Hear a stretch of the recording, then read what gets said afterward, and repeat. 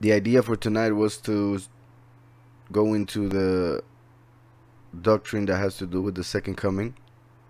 Both, of course, the correct one according to scriptures and the one that is normally taught in Christian churches. It is written that the Almighty does not do anything without first revealing it to his servants, the prophets.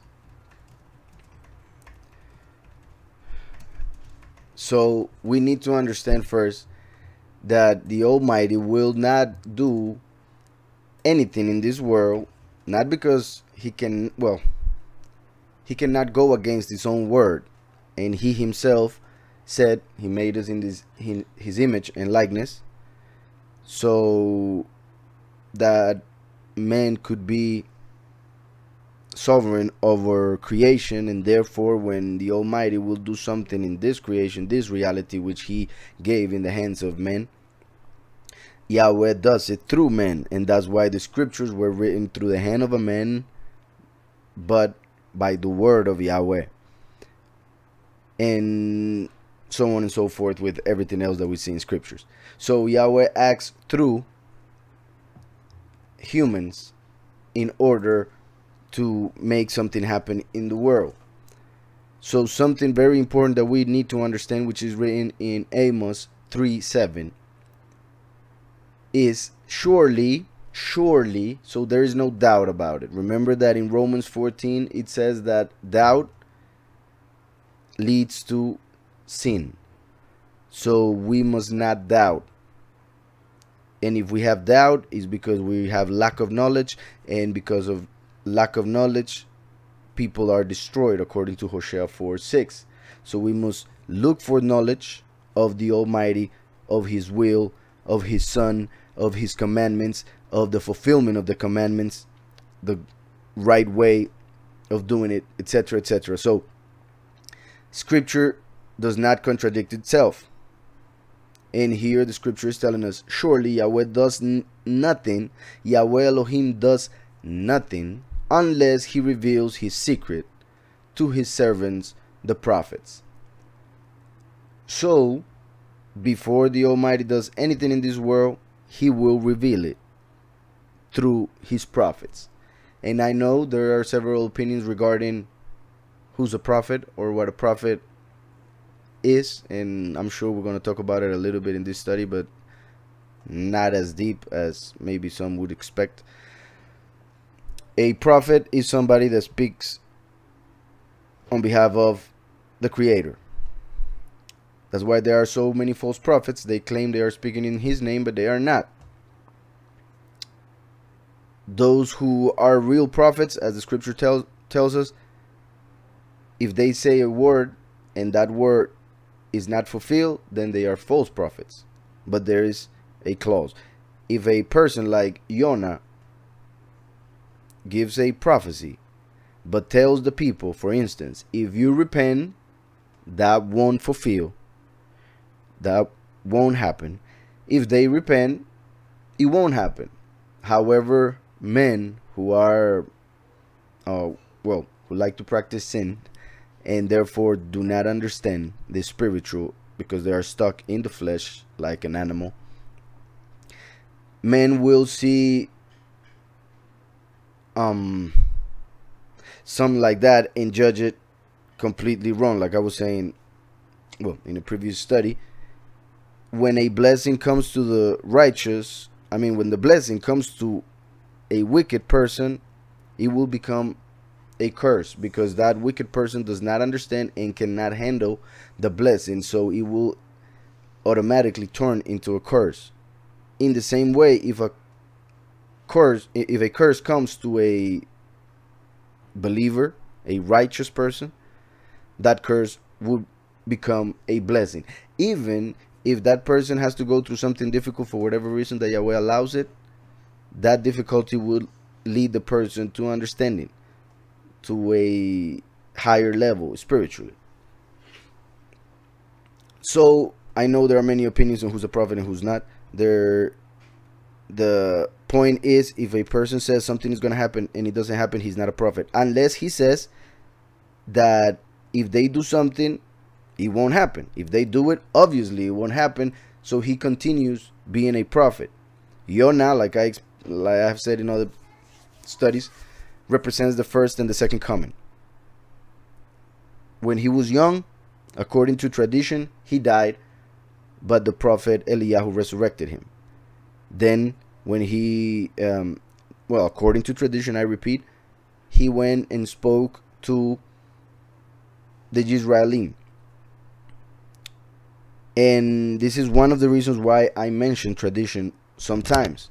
Like I have said, I sometimes mention tradition or the Midrash or writings or teachings that are given in Judaism, mainly because that knowledge comes from our ancestors, and because some of that knowledge, obviously the correct one, will lead us, as always, to Messiah, will confirm that Messiah is Yahushua, even though those people who teach it nowadays don't believe in Yahushua as Messiah. But that is one of the reasons why I mentioned this thing, so that you may know that it confirms that Yahushua is the Messiah. So, in the tradition, Jonah, the prophet, he was a kid who died, and the prophet Eliyahu resurrected him.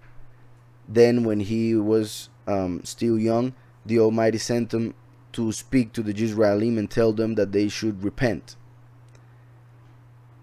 If not, they would be punished. They repented, so they were not punished. And from that moment on, the people of Israel started looking at him like a false prophet. So that's why when we read the book of Jonah, we see that when the Almighty comes to him in his older age, which represents the second coming, he tells them that he needs him to go and preach and tell a people, which were Gentiles, second coming, among the Gentiles, first coming in Israel.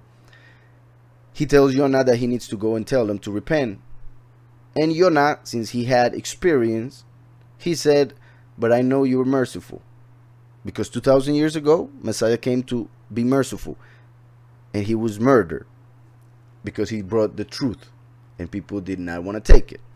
So, Jonah says, no, I don't want to go. I don't want to go tell them nothing. And he goes the other way. He goes to Spain. Basically where the Sephardim went to back in the day. So he went to Spain, and on the way there, a lot of things started to happen until he decided to go and do what Yahweh wanted him to do. So that represents the second coming as the prodigal son, because of the first coming. He doesn't understand initially what he has to do and why he has to do it, and the mercy of the Father. So he fights against that and goes against the will of the Father until through his life, through his error, he realizes that he cannot fight and he has to do the will of the Father. So he goes back to the Father, meaning like the prodigal son, he goes to his father to say that he repented and he is welcome. So Jonah goes and speaks like the second coming, one of the witnesses, and they repent. So he gets angry because Yahweh doesn't do anything. And there's a great teaching over there. My point here is that Jonah, according to tradition, died and resurrected being young, and went and preached in Israel, and he was called a false prophet, even though he was the only successful prophet, because he's the only true prophet who people actually listen to. He is the actual prophet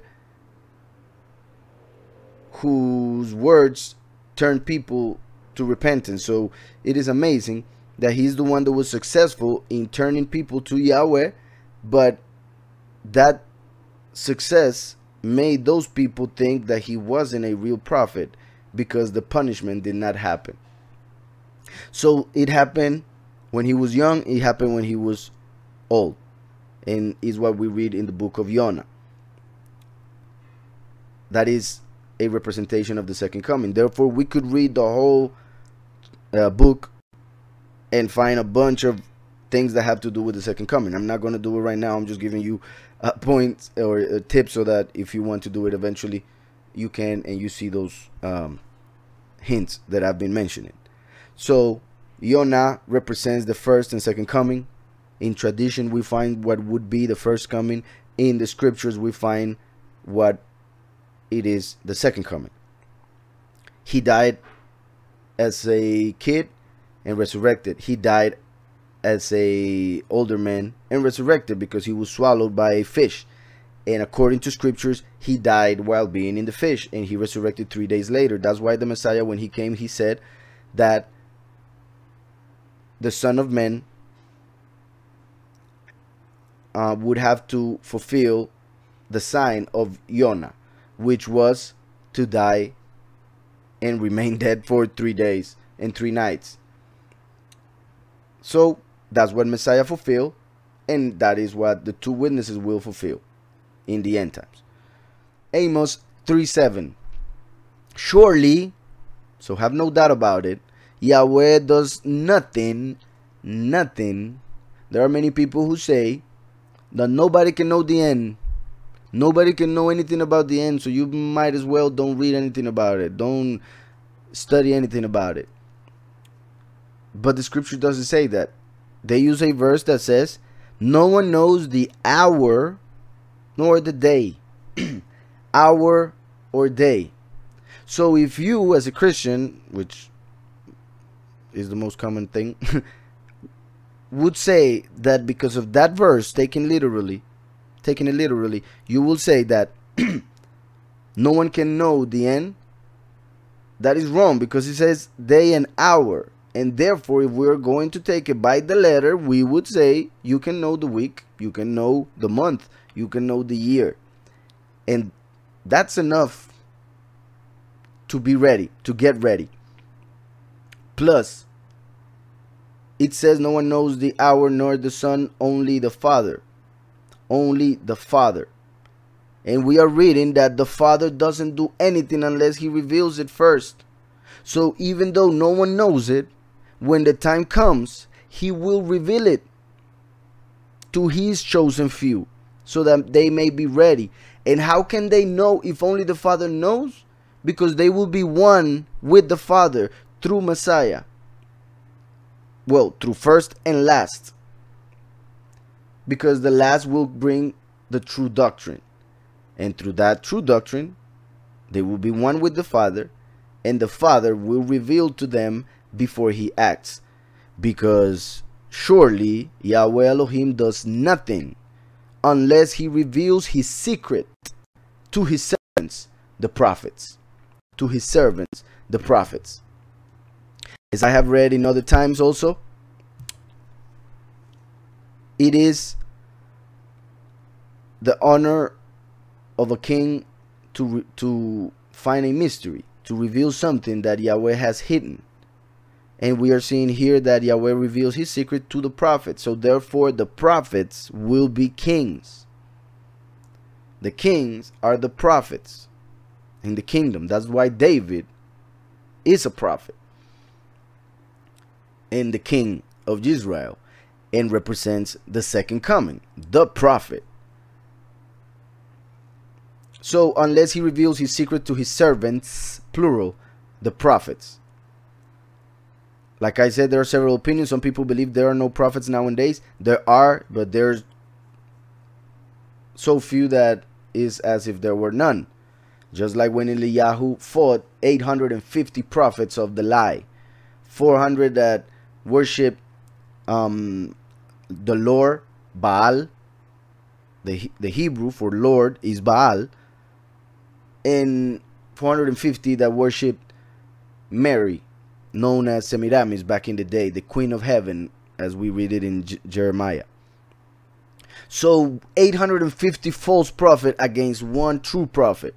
So we cannot expect to find a lot of true prophets, but we can expect to find a lot of false prophets. But the fact that we find false prophets does not mean that there are no true prophets. That would be a wrong conclusion. So there will be 144,000 prophets, basically.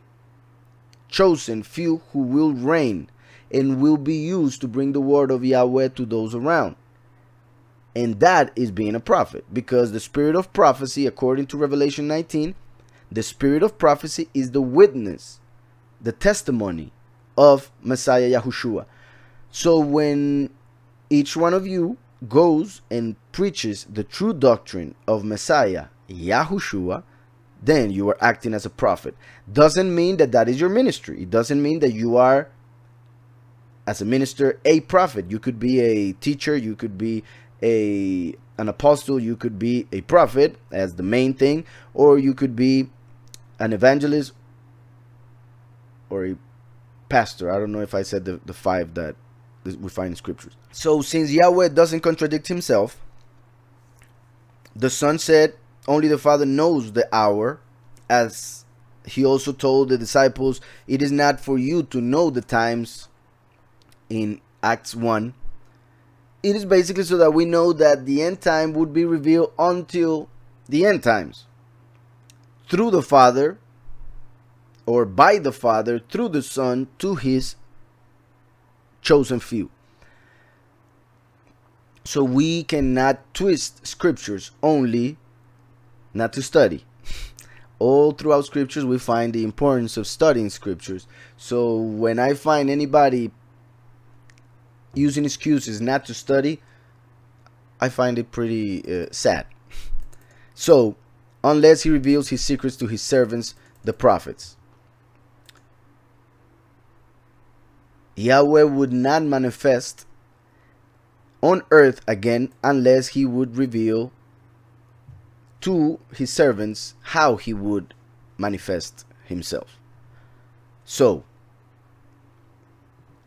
in Isaiah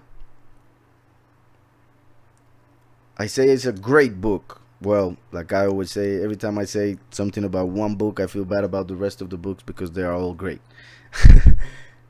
Isaiah speaks of the first and second coming all throughout. It's amazing. Continually. Back and forth. First and last. And not only that, Isaiah has 66 books, which, funny enough, they fit with the 66 books that they added to what most people call the Bible. Even though there are books that should be in the scriptures, like the book of Yasher, the book of Hanok, the book of Jubilees, and Thomas, the book of Barnaby, and other books. Some in the Old Testament, some in the New. So actually the scriptures should be, I believe, like 90 books. I'm saying a rough number. I want to be clear. But right now there are 66 books. The same chapters in the book of Isaiah. And in the book of Isaiah, if we only had the book of Isaiah, we could still find justification and be ready for the first and second coming. And that is very interesting. Actually, it goes in the 66 books as if it were the whole scriptures. It talks about the beginning, it talks about the end, and it talks about the first and second coming, and the Exodus, and everything around. So in Isaiah 48:12, Isaiah 48:12, we read that it says, listen to me, O Jacob. Listen to me, O Jacob. And Israel, my called. Remember, many are called, few are chosen. Many are called, few are chosen. As I have always said, when we find Israel and Yahudah, Israel represents the many. But when we find Jacob and Israel, Israel represents the few. Jacob represents the same person before he received the name, before he elevated himself to a higher level, or well, through his overcoming himself, but obviously it was Yahweh who gave him the strength to overcome. So listen to me, O Jacob, meaning listen to me, O believers, O many, and Israel, the few that I will choose from those many, my called. I am he. I am the first. I am also the last. I read this as low as I am reading it because I want you to see the importance of each and every word. Normally, this verse or verses that say something similar are only interpreted or explained as the Almighty has always existed, which is of course true. I'm not denying that that interpretation is true. I'm just saying it's the most simple interpretation, and taking it in a wrong way would bring bad results. So we need to see as much as we can from each verse and get everything that at least the Father wants us to get at that time. So Yahweh said, listen to me. First and last. The first is the word of Yahweh. As we know, John 1 said, in the beginning was the word, and the word was with Elohim, and the word was Elohim. So the word is the Messiah, the first, Yahushua. The essence is the word. You can think of a word, but then you have to either write it or speak it in order to bring it to reality. So Messiah is the word that came from the thought of the mind of he who causes to exist. The second coming is the voice. The voice. So it is a further manifestation after the word. That's why Moshe, who is represented or representing the second coming, is Moshe who wrote the Torah. He put the words of the Most High in a book. So Moshe, as the witness like Moshe, is the voice because he spoke. He spoke to the Pharaoh. He spoke to the Israelim. He spoke to the rock. Also hit it by mistake. Well, because of his anger, which was a mistake.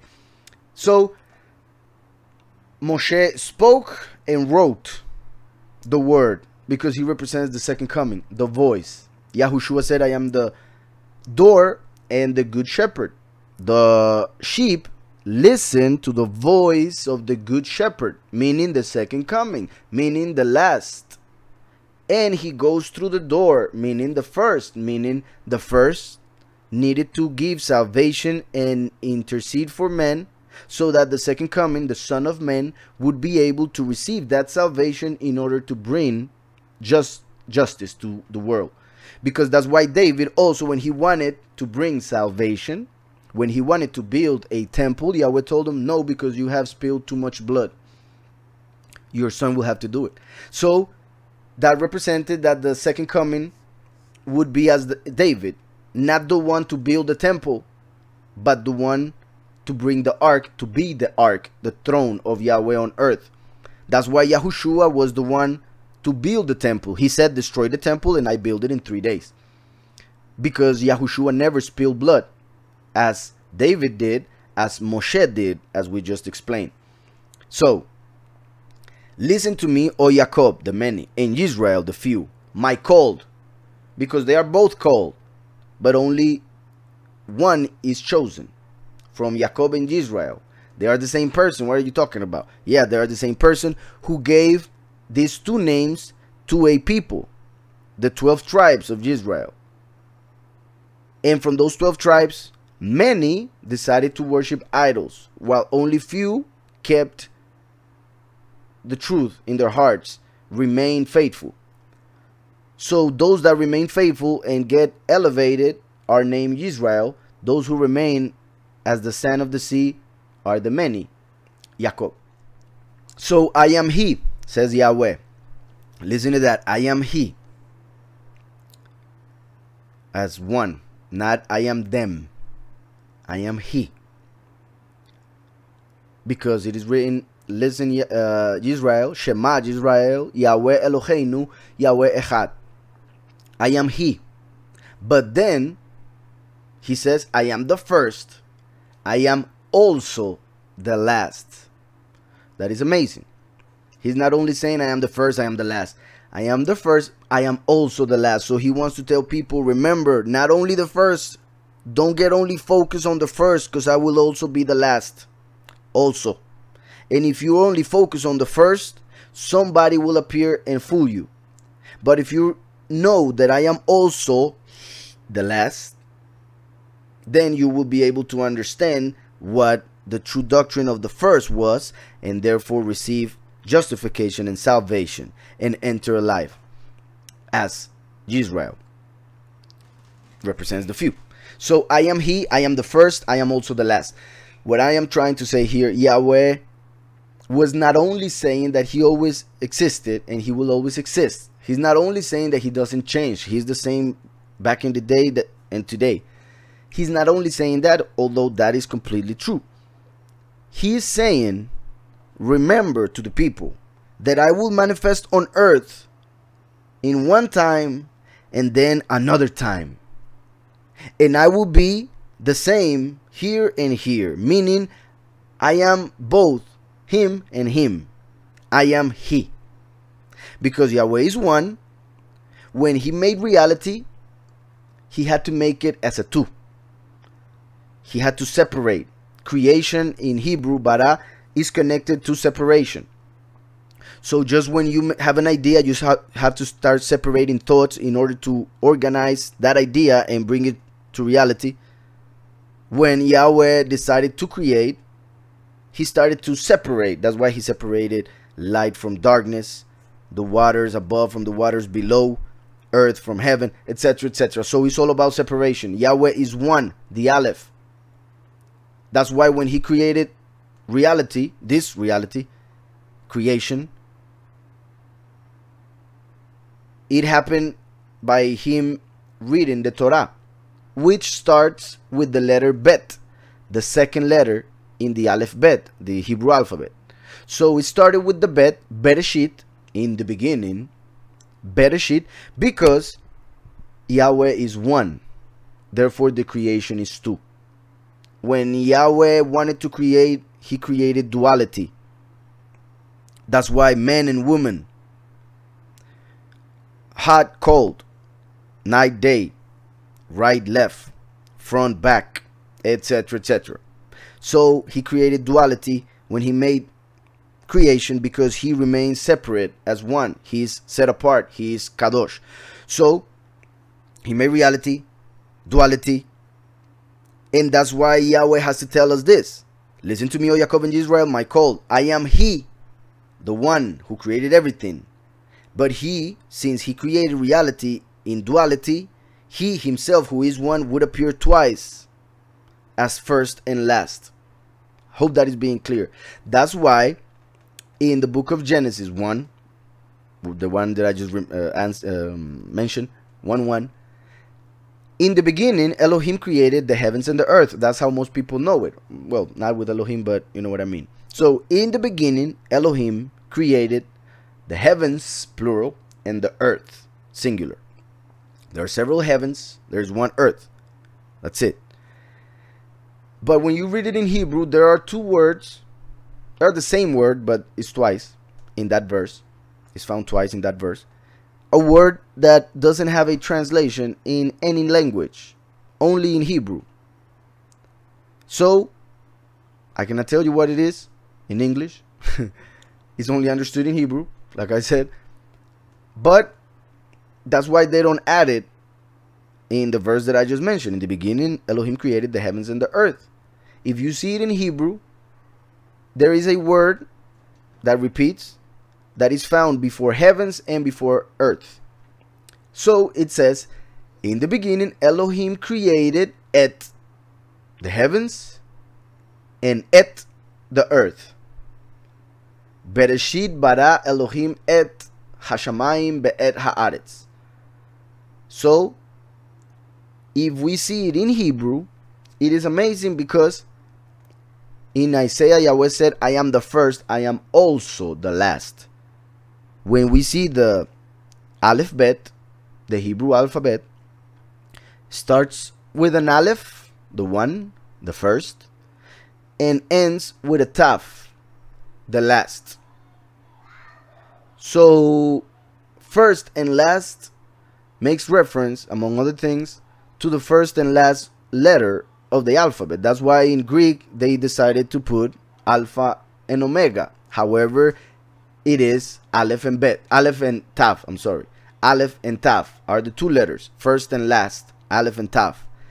Aleph and Tav, when we make it a word, is pronounced et. So Aleph and Tav is the word that doesn't have a translation to other languages and that we find before heavens and before earth. So what does that mean? That before Yahweh created the heavens and the earth, he procreated, or he through the Spirit, as the mother, gave birth to the first and the last, the Aleph and the Tav, to the Aleph Bet, so that through the Aleph Bet he could create everything which was created through a word, for which you need letters.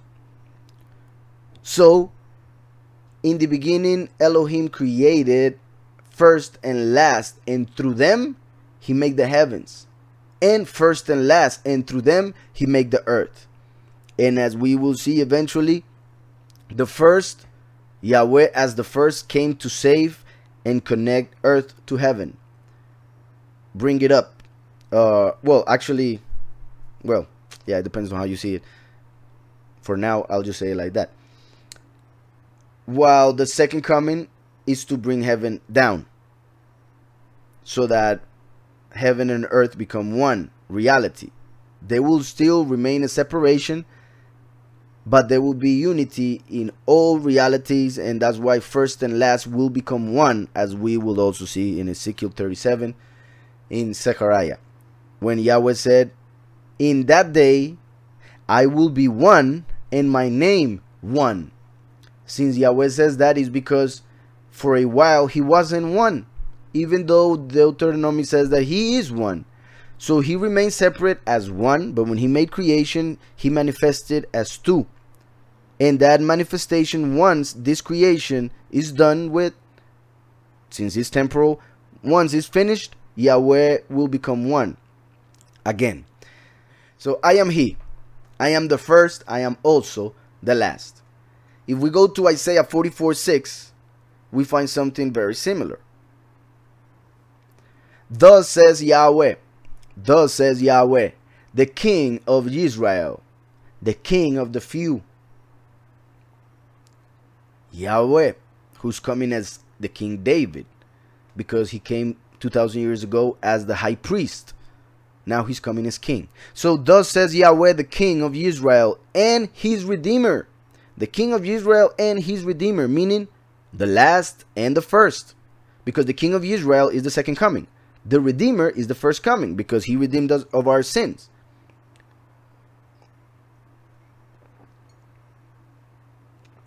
It could also be said the second coming is as Moshe, and Moshe redeemed the people from the slavery. So in that sense, it will happen with the second coming also, Moshe as a redeemer. But the only way that Moshe can redeem is through Yahushua. Just as Moshe needed a scepter when he went and did everything, that scepter representing the name of the Son.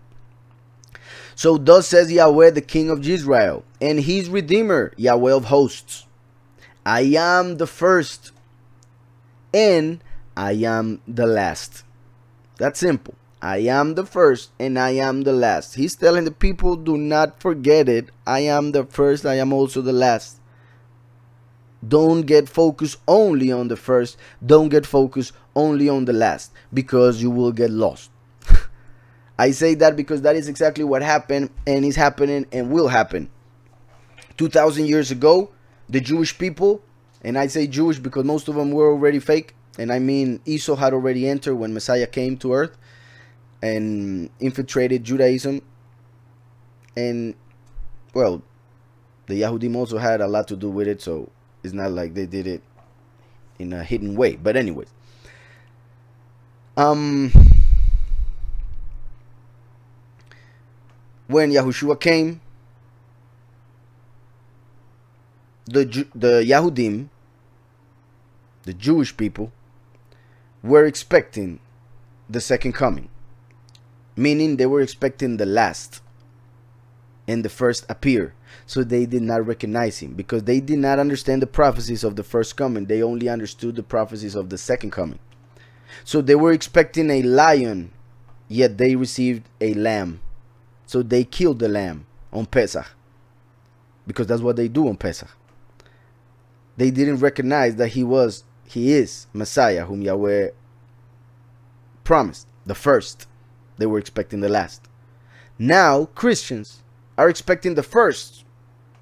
They are expecting the lamb. However, a lion will appear. So they will not recognize him, and they will think that he is too loud, too angry, fights too much, or whatever a person would say of a lion. So Yahushua appears as a lamb. They were expecting a lion, so they killed him. Now the last, Yahweh, will appear on earth as a lion, but people are expecting a lamb, so they will kill him. That's why Yahweh says, I am the first and I am the last. I am the lamb and I am the lion.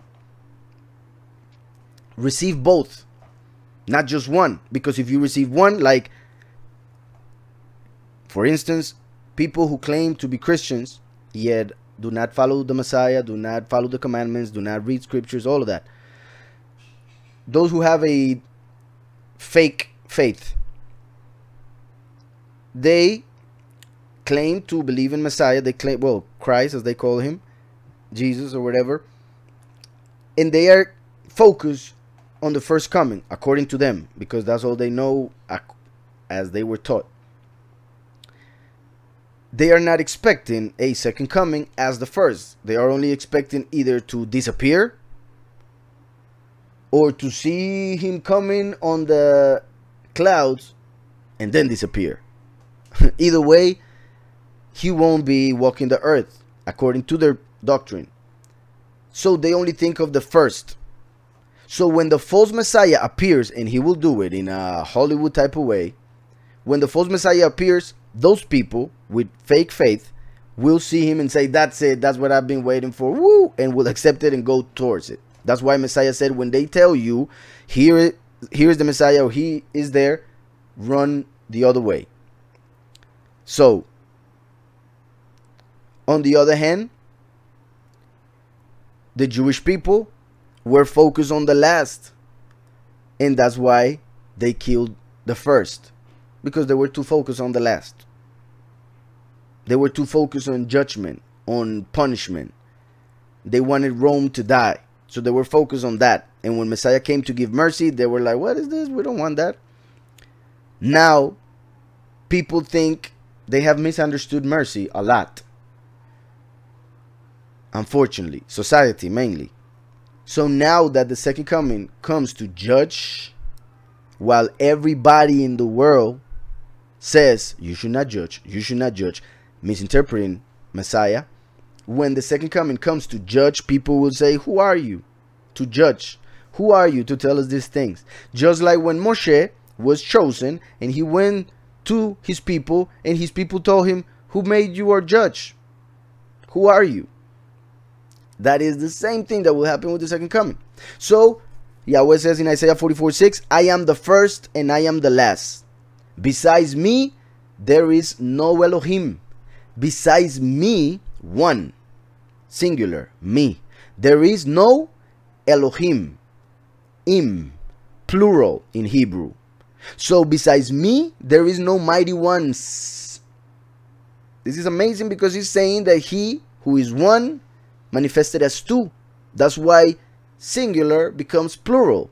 Me, Elohim. I am the first and the last. I hope that's clear. And that's why Elohim, we see that asks in Genesis if he should make man in his image and likeness.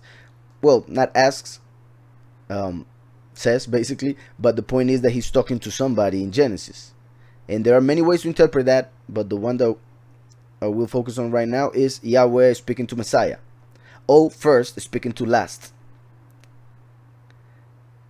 And etc. etc. There are many other ways to interpret it. Now Isaiah 41:4. This is even, I would say, simpler to understand. Isaiah 41:4. It says, who has performed and done it? Who has performed and done it? Calling the generations from the beginning.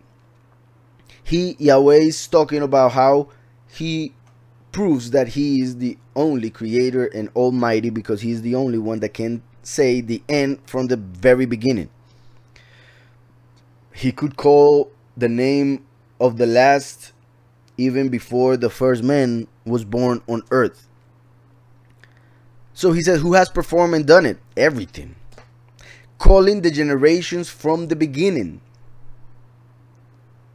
So since Yahweh is making sure that we understand his power over everything, and therefore the fact that he is eternal allows him to see and know everything that happens in time, past and future, he tells us, calling the generations from the beginning. This is important because this would be amazing on the 7th generation of Hanok. Yeah, it would be amazing on the generation of Noah. It would be amazing generation of Moshe, Abraham, even Yahushua. But the more time passes, the more amazing it gets. The more we get close to the end of time, the more amazing it is the fact that he told us everything that would happen from the very beginning. My point is, maybe an angel could get something right about the first millennium. Another one, spirit or whatever, could get something right about the 3rd, 4th millennium. But the fact that Yahweh got everything right from the first day to the last day of creation is to show that he made creation. So therefore he knows creation. I am saying all of that to explain that Yahweh is making a point for people who would be in the end times. So he's talking to the people in the end times. Although this was written hundreds of years before Messiah came. So thousands of years ago this was written, but it was for us mainly. Obviously for every generation it has worked, like I explained, but the more time passes, the more amazing this prophecy is. So therefore mainly it was written for those during the end times. And it says, who has performed and done it, calling the generations from the beginning. Calling the generations from the beginning, calling those who would be born as humans from Adam. Generations. He's talking about humans being born on earth. And then he says, I, Yahweh, am the first. I, Yahweh, am the first. The first.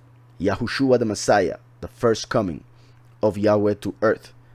And with the last, I am he. I, Yahweh, am the first. And with the last, I am he. So he's once again saying, I am the first and the last, but this time he's saying it in a different way so that we don't get focused on the basic interpretation that I already mentioned. Because he's saying, I am Yahweh, I'm the first. I, Yahweh, I'm the first. And with the last, I am he. So when Yahushua came, he said that if the grain doesn't fall to the grain of wheat doesn't fall to the soil and dies, it cannot give fruit. So that's why Messiah had to come as the grain of wheat alone, because nobody understood anything of what he was talking about or anything that he was fulfilling, as most people think they do nowadays. So when Messiah came as the grain of wheat, he died so that he would become the root of the congregation, the root of David, the root of Yeshai that we see in Isaiah 11. So when he died, he became the root. If he didn't die, he would not have become the root, and then there would be no branch, which is the second coming. The second coming would not happen because the second coming is a branch which will give fruit in the end times. That branch needs to be in the stump, which will be connected to the root. The stump being the congregation, the root being Messiah, and the branch being the second coming, the last. Yahushua came as the first, as the grain of wheat, to die for our sins and become the root. That's why it only says, I, Yahweh, am the first. It doesn't say, I, Yahweh, am with the first. No, he says, I am the first. Because Messiah, Yahushua, is the only begotten son of Yahweh. So he's simply the first. There was nobody other than him, because he is the only begotten son. He came as the only grain of wheat, who died alone and became a root. So I hope that's clear. That's why he says the first part like that. I, Yahweh, am the first. And with the last, I am he. So he's telling us here how his second manifestation on earth would be. Most people think of the second coming as simply the second coming of Messiah. And I dare to say it's not wrong to say it like that. However, it can be misunderstood or misinterpreted. Because as we know, Messiah is the manifestation of Yahweh on earth. So the second coming of Messiah, it is actually the second manifestation of Yahweh on earth. So we cannot expect the same thing, because on the one hand, Yahweh doesn't make anything in the same way. He uses reflections, prophetical signs, but he always changes the way that he manifests his miracles.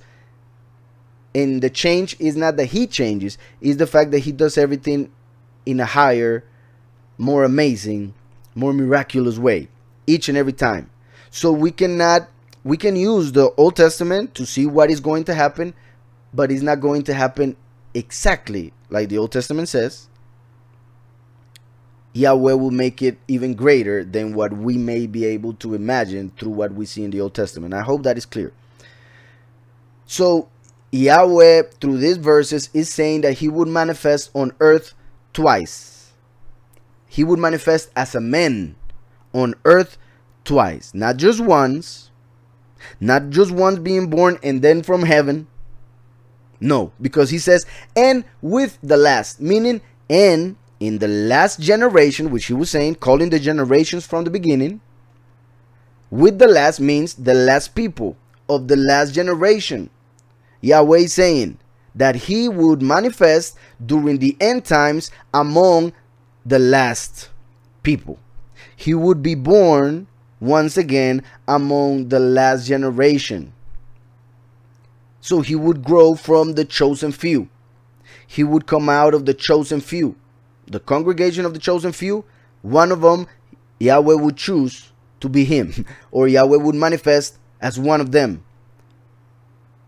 That's why it says, and with the last, I am he. He wants to make sure that people understand that he will be on earth with the last generation. This is important because people say, no, he will just pick it up, or no, he will just appear in heaven. He's saying, no, I will be hanging around. And with the last, I am he.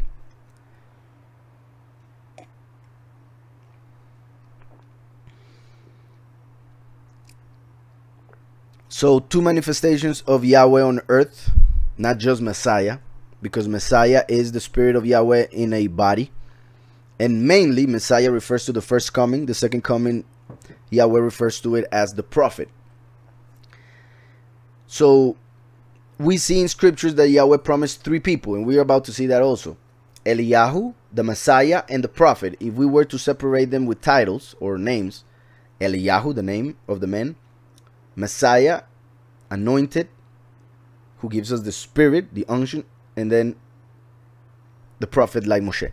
So he's the one who will be the voice, who will speak to the people, that which Yahushua said. And the connection of the last to the people will be Eliyahu. So it would be Yahweh, Yahushua, second coming, the last, witness like Moshe, witness like Eliyahu, the few, the many, the nations. That's in a way the hierarchy that is going to exist in the kingdom. Book of Deuteronomy,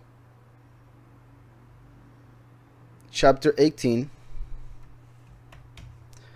We see the promise of the second coming, the promise of the last, the promise of the prophet like Moshe. There are many Christians, because they don't understand the second coming, and I want to make that clear from this moment. There are many Christians who misinterpret a teaching of Paulus. Because he's talking about how Messiah is the prophet like Moshe. But he's talking about Messiah as first and last as one.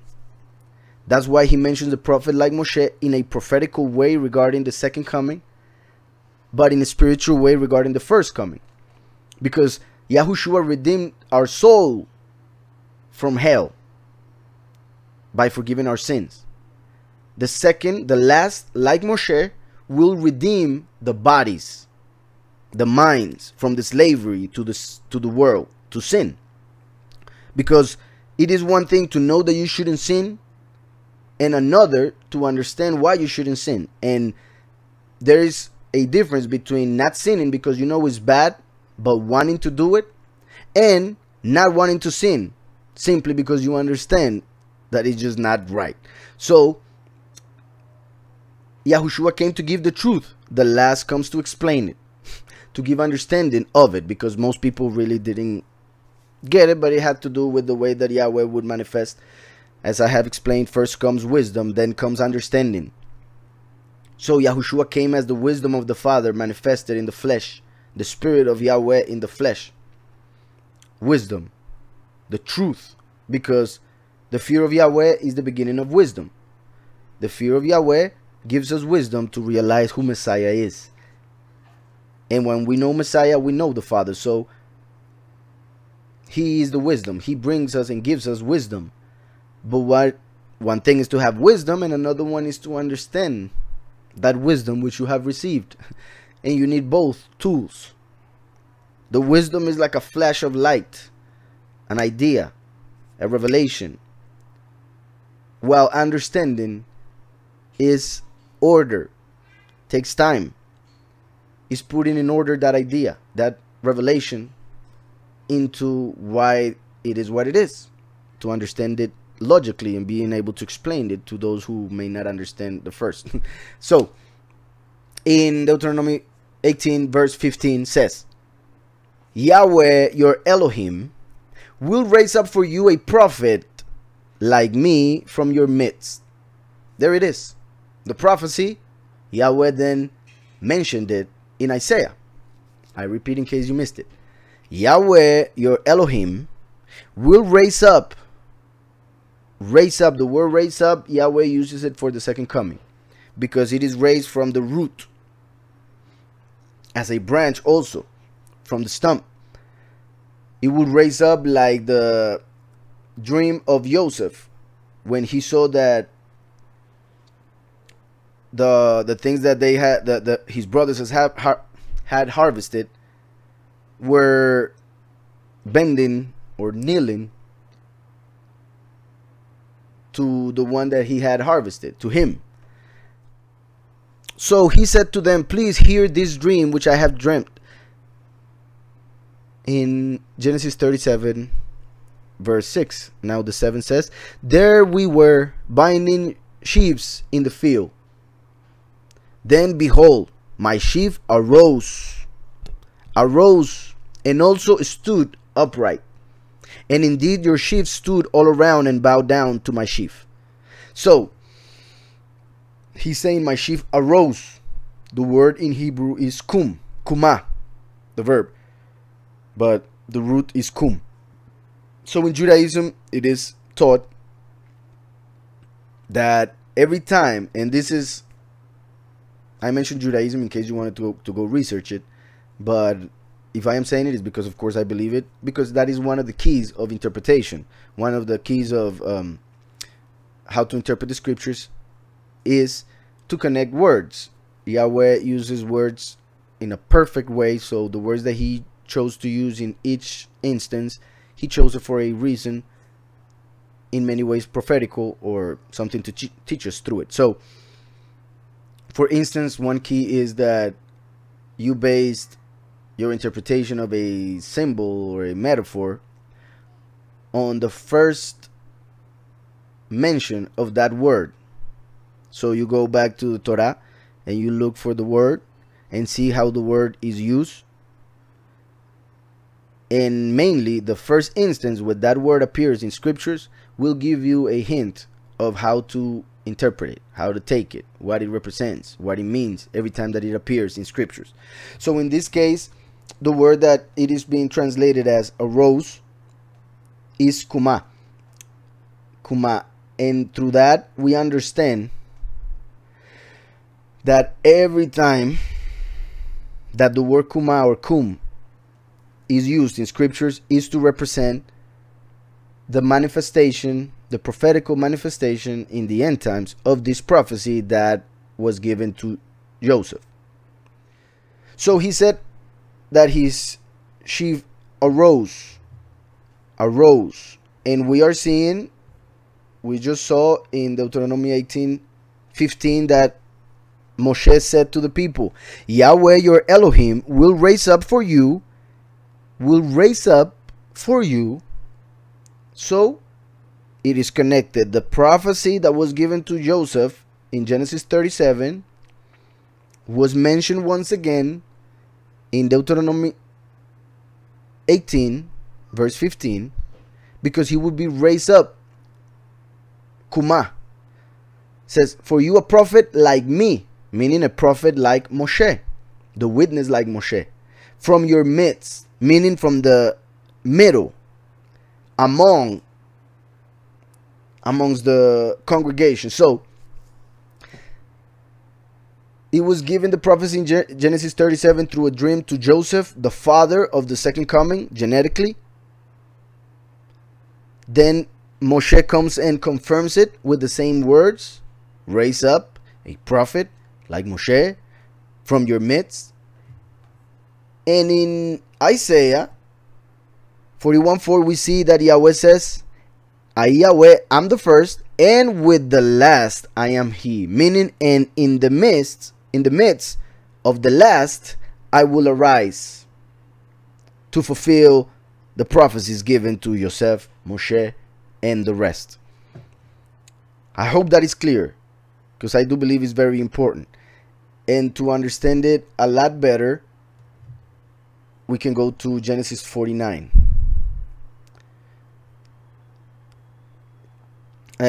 While you go to Genesis 49, I will finish reading this part of Deuteronomy 18:15. Then Yahweh your Elohim will raise up for you a prophet like me from your midst, from your brethren. Listen that it says from your brethren, your brethren. So it wasn't necessarily from Moshe or from Levi, from the tribe of Levi or Levi. He's saying from your brethren, so he would be from another tribe. And as I already explained, that tribe would come from Joseph, from whom came Ephraim and Manasseh. The second coming, comes from Ephraim. So it says, from your brethren, him you shall hear. Him you shall hear. Why? Because he is the voice, and the voice, you hear it. Like the sheep hear the voice of the good shepherd and know him. Verse 16, according to all you desired of Yahweh your Elohim in Horeb in the day of the assembly, saying, let me not hear again the voice of Yahweh my Elohim, nor let me see this great fire anymore, lest I die. So the people said, we don't want to see the fire nor hear the voice of the angel. So Yahweh said, I will turn that angel into a man who will be the last manifestation of Yahweh on earth, the voice, the good shepherd, the hen, the consuming fire. Yahushua came as the water of life. The second coming is as the consuming fire. That's why they said, nor let me see this great fire anymore. The second coming is the voice and the great fire. The first coming is the word and the water of life. In Judaism, they believe in two messiahs. Two messiahs. Messiah ben Yosef, Messiah ben David. In that order. That's how they believe it. So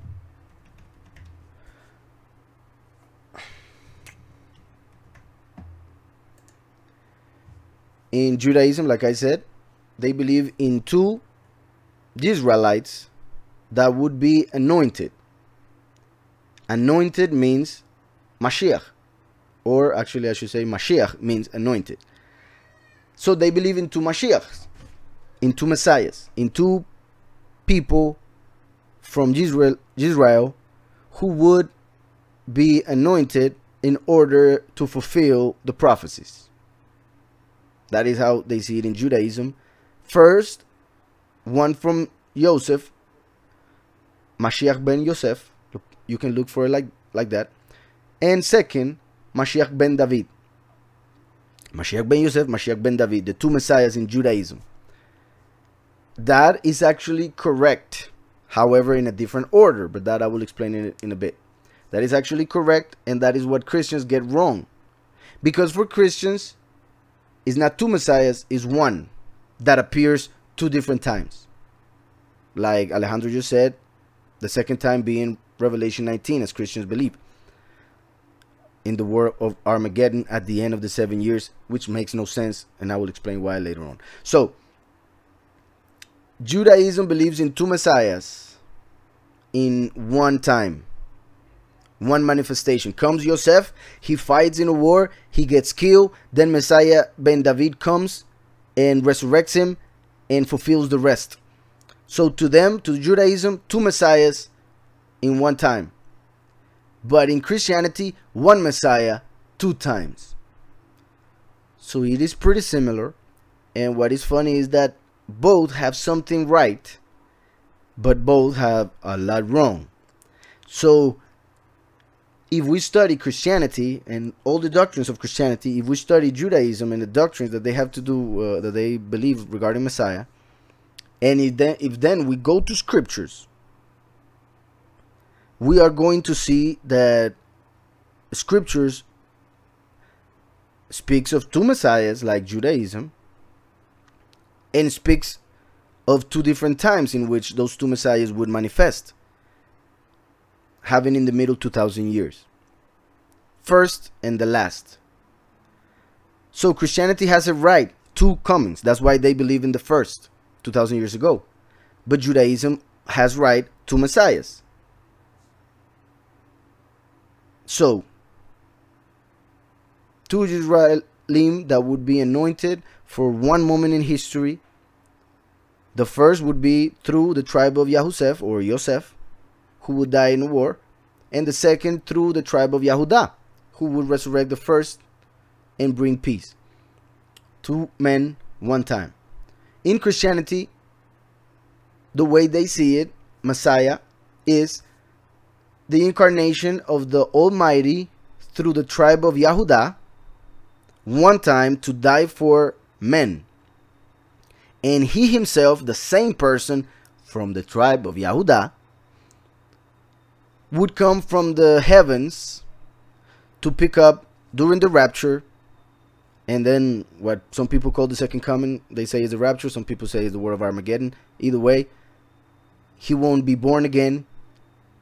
They don't mention nothing to do with the tribe of Joseph.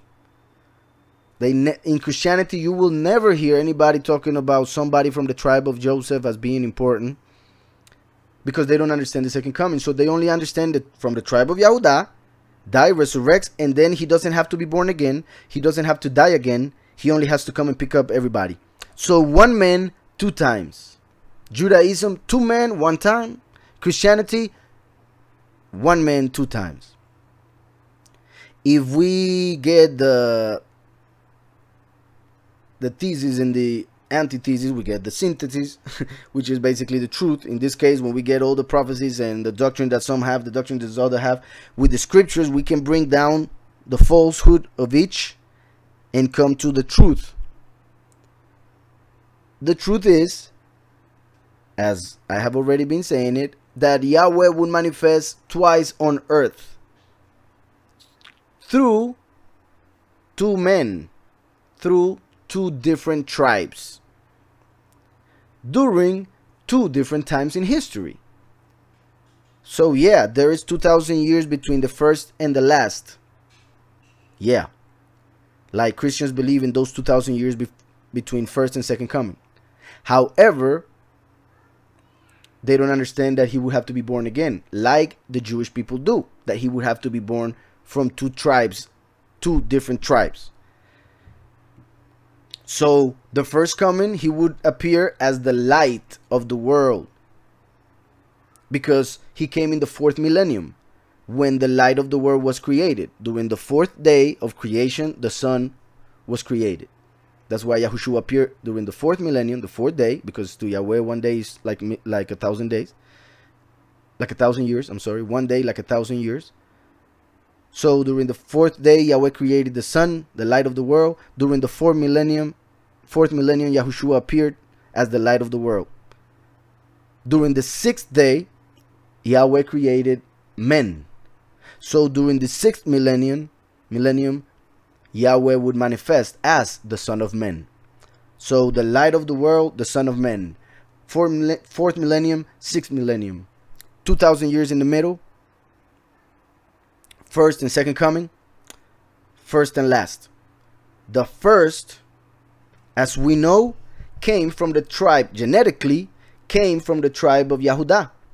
The first, genetically, came from the tribe of Yehudah. But as we are going to see, he rejected being called son of David. He claimed, he confirmed that he is the root of David. The root of David, not the son of David. So even though he genetically was the son of David, spiritually he is the root of David. In the same way, just like genetically he was the son of David, spiritually he was the son of Joseph. How is that? His stepfather, husband of Mary, Miriam, really, husband of Miriam, was called Joseph. So we see in the scriptures that Yahushua was called Yahushua ben Yosef, Yahushua son of Joseph. Everybody thought he was son of Joseph.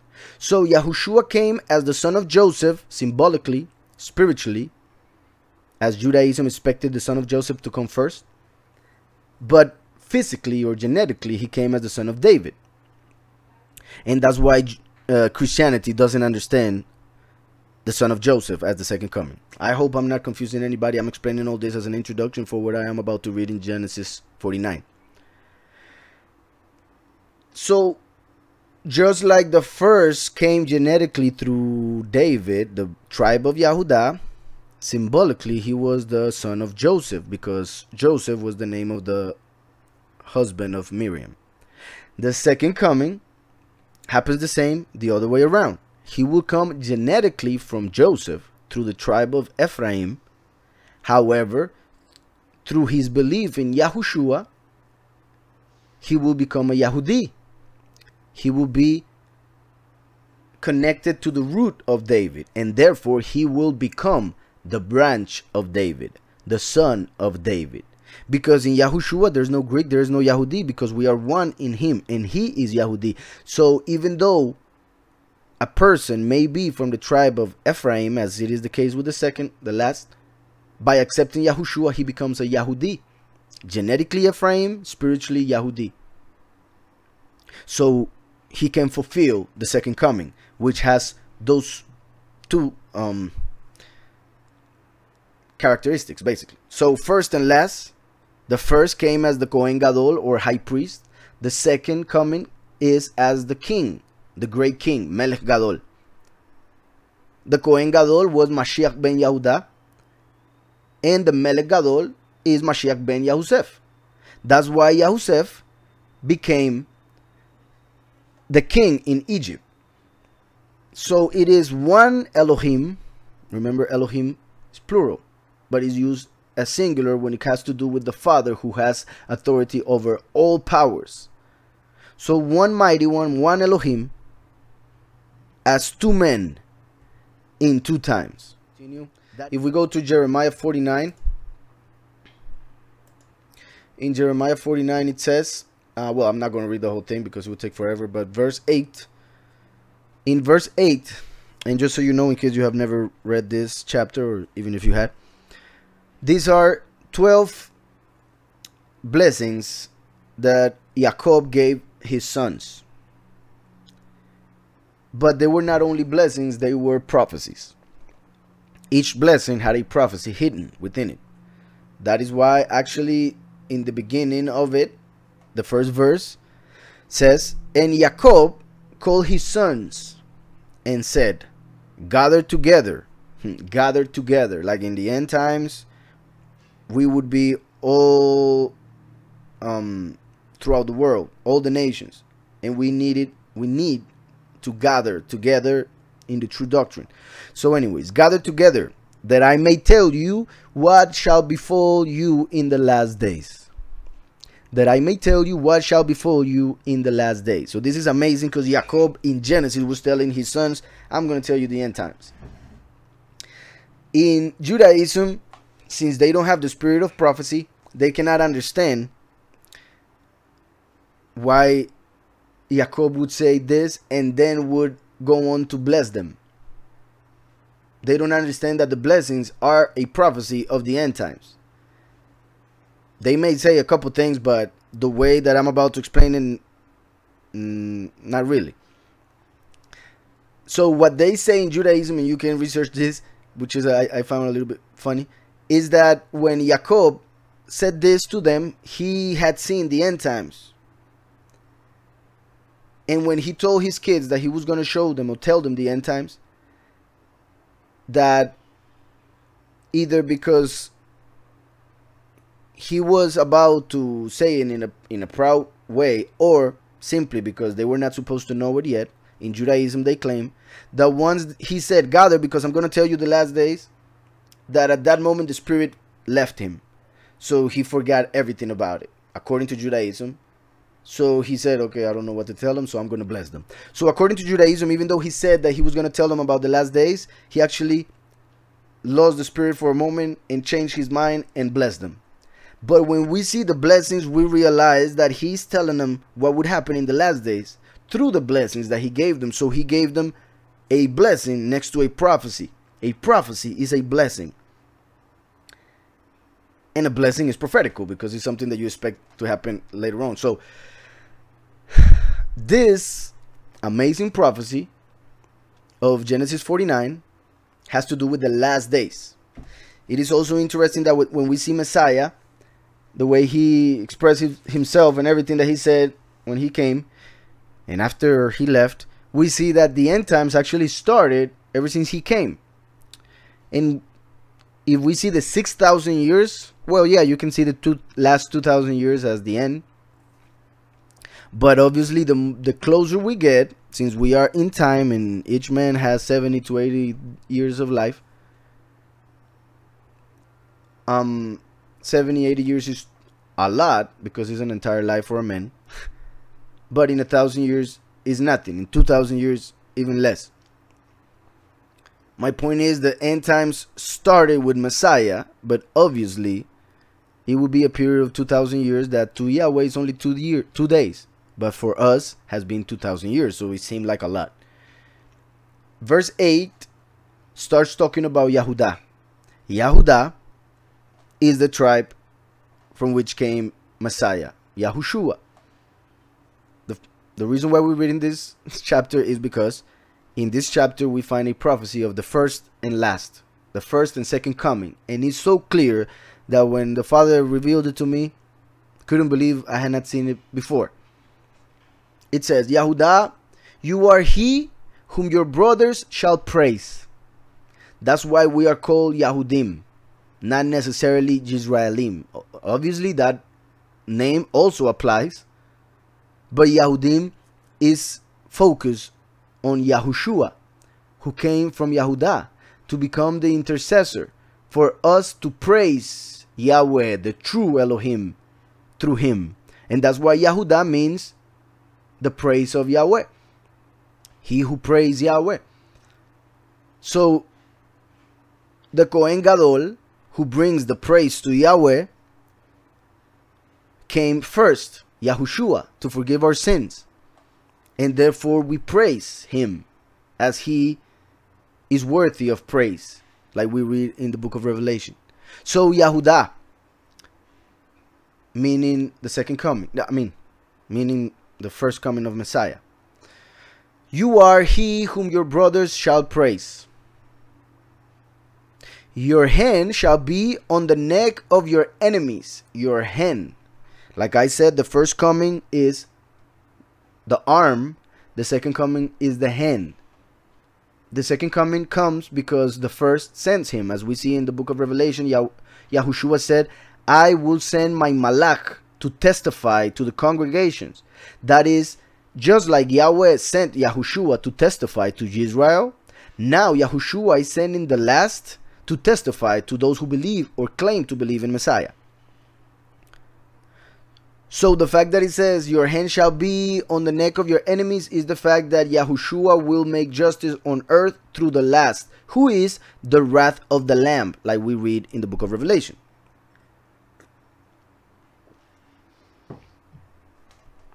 Yahweh told Yahushua, sit at my right hand until I put your enemies as thy footstool. So Yahweh told Yahushua to sit in heaven until Yahweh himself manifests again on earth in order to bring the enemies of Messiah down to earth, meaning they are in heaven. That is Lucifer and the third of the angels, which is what we see in Revelation 12 when it will be fulfilled. So that your hand shall be on the neck of your enemies. That means the last, your hand, which is connected to the arm, which is the first. Your hand, the last, shall be on the neck of your enemies. Satan will be thrown on earth, and obviously every person that serves false doctrines. Your father's children shall bow down before you. Your father's children shall bow down before you. So the congregation, those who are sons of Yahweh, will bow down before Messiah, Yahushua, no doubt about it. On the other hand, the second coming is as a father, just like Messiah came as the son. The second coming comes as the father to gather the chosen few, and they will be his spiritual sons, just like the 12 tribes were sons genetically of Jacob. So the second coming is as Jacob, so his spiritual sons will be the chosen few of the 12 tribes. So that's why your father's children, meaning the 144,000 who are children of the last, shall bow down before you. The chosen few who are spiritual children of the last will bow down before the first, the son, Yahushua. Yahudah is a lion's whelp. Yahudah is a lion's whelp. That's why Yahudah is connected with the lion of Yahudah. They expected the lion to come first. That's why when Messiah asked, whose son is Messiah? They said David's son. And he told them that they were wrong. That means they were expecting the lion. Because of this, Yahudah is a lion's whelp. But before the lion could manifest, the king would manifest in the jungle, the world in sin, in darkness. He had to come as a lamb. So that's why they didn't recognize him. But I continue. From the prey, my son, you have gone up. Meaning, after you were killed, my son, Yahushua, you were raised up. You were resurrected. He bows down. He lies down as a lion. As in 2,000 years, he has waited. He has sat down at the right hand of the Father, like the son of the main king, only king. So after he died and resurrected, he went up and remained there for 2,000 years. He lied down as a lion. And as a lion, who shall rouse him? Who shall rouse him? So the second coming comes to arouse the lion in order to manifest on earth through him, being the hand of Yahweh that will bring his enemies down to earth.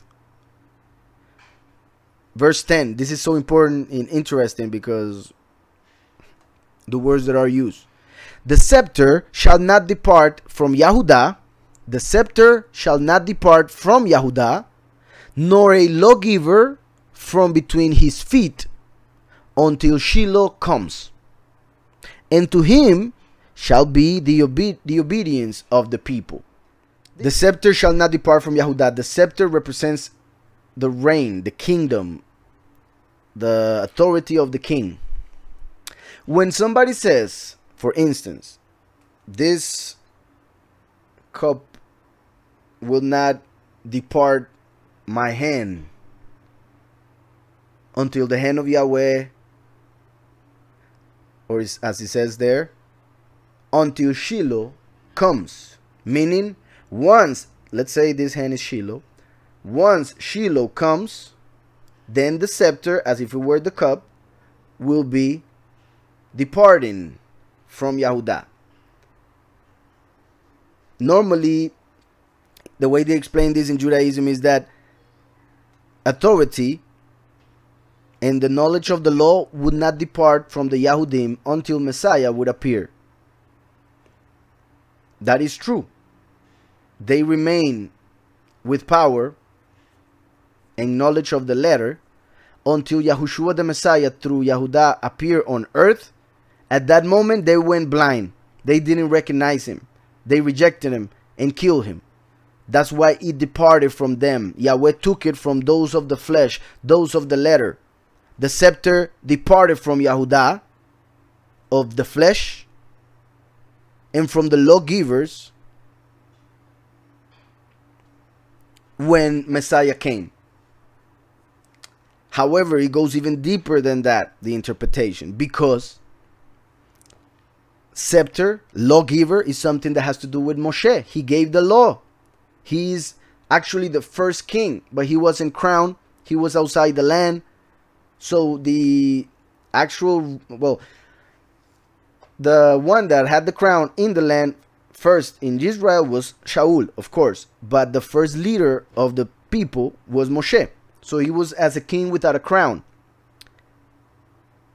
Physically, a physical crown. Because obviously he was crowned by the Father when his face was shining. Which is as the second coming. The second coming comes with a crown, but a spiritual crown. So people will not recognize him. They will not see him as king, and they will reject him. But follow me here. The scepter has to do with kingship, authority, law, justice. The scepter shall not depart from Yahudah, nor a lawgiver from between his feet, until Shiloh comes. So once Shiloh comes, it will depart. This is the point that I want you to understand, because most people don't read it. For some reason, don't pay attention to that part, that it will depart once Shiloh comes. The problem is that most people believe that Shiloh is from the tribe of Yahudah, because they don't understand first and second coming, as I explained. What is fulfilled with one is fulfilled with the other one in a different way. What is fulfilled with the first spiritually is fulfilled with the last physically, and vice versa. So since they don't understand that, they believe that Shiloh comes from Yahudah, but not really. Shiloh means he to whom it belongs. Basically the meaning. Him to whom it belongs. What belongs to him? What belongs to him? The scepter, the authority to be the giver of the law.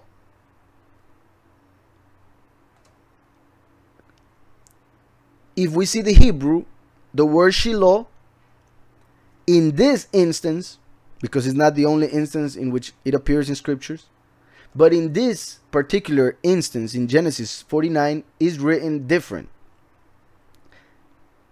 Some people who do not understand the author, or who do not understand scriptures, would say, you see, he made a mistake. He wrote a word with a wrong letter. In the concordances, it appears with the number 7886. H7886, meaning the word, the Hebrew word number 7886, Shiloh, and it comes from a root that it is written as Shin Lamed Hey, 3 letters, Shalah, Shin Lamed Hey, which means to rest, prosper, be quiet, be at ease. So he that will prosper, to bring quiet to the world, peace to the world, as we know, as I have explained before, is the last, the second coming. Yahushua himself said, I did not come to bring peace, I came to bring division and a fire, and he was expecting to start at any time. Shiloh, they translate it also as tranquility. He whose it is, that which belongs to him. Some say meaning uncertain. Like I said, is written differently. with a vav at the end. That's why it would be Shiloh or Lu. Normally is Shin Yud Lamed Vav. That is how it most commonly appears on scriptures. The way is written in this verse only appears once in the entire scriptures. So the word itself appears several times, but in this case, the way it is written only appears once. So it is very important to understand that, because that is the Father trying to teach us something, trying to show us something. So in this case, instead of appearing with a vav, it appears with a hey at the end. So the word is Shin Yud Lamed Hey. Shin Yud Lamed Hey. The value, as you guys may know already, the alphabet, the Hebrew alphabet,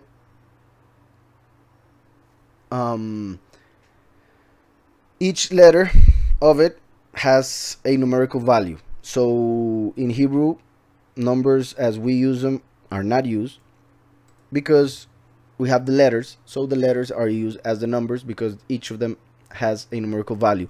So by adding the numerical value of each of the letters of a word, we can come to a result or a numerical value for the whole word. In this case, Shin Yud Lamed Hey is as it appears in Genesis 49. That word has the numerical value 345. 345. But as it normally appears, with a vav at the end, for instance, in Judges 21. In Judges 21, we find the same word, but written as it normally is written with a vav at the end to mean to whom it belongs.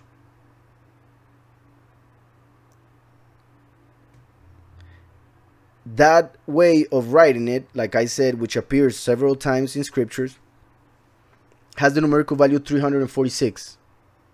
So the numerical value of the word Shiloh is 346. But in Genesis 49, Yahweh changed the last word, the last letter of the word, from a vav to a hey. So by changing that, he changed the numerical value of the word.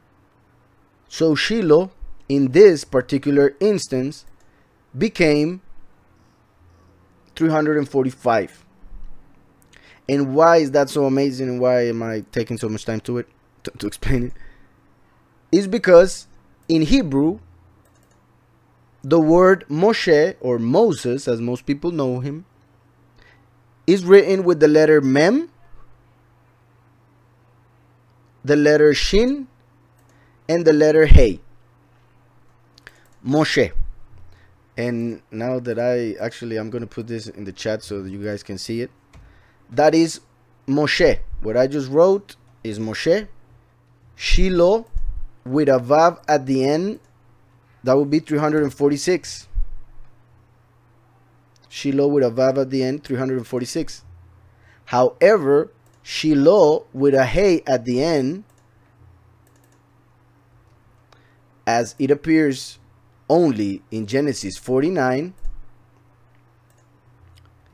that value is 345. So the Almighty is telling us something. As a matter of fact, the Almighty is telling us exactly who Shiloh is. Through writing the word Shiloh with a hey at the end, Yahweh is telling us who he is.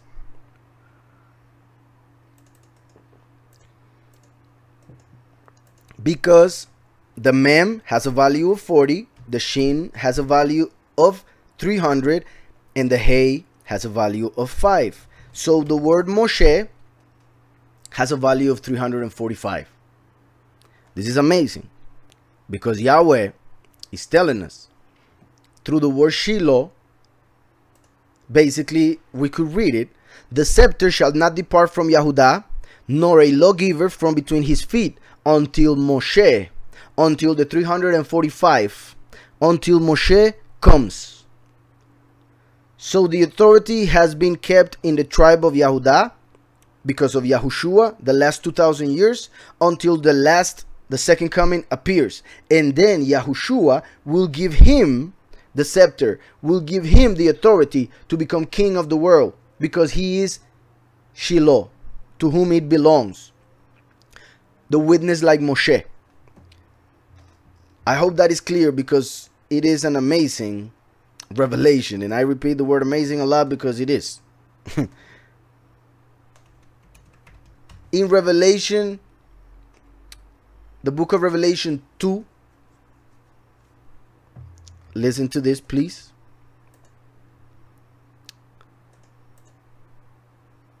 In the book of Revelation 2, verse 26, it says, and he who overcomes, meaning the overcomer, meaning the second coming, the last, him who Israel represents, and obviously all of those, the chosen few who follow his doctrine.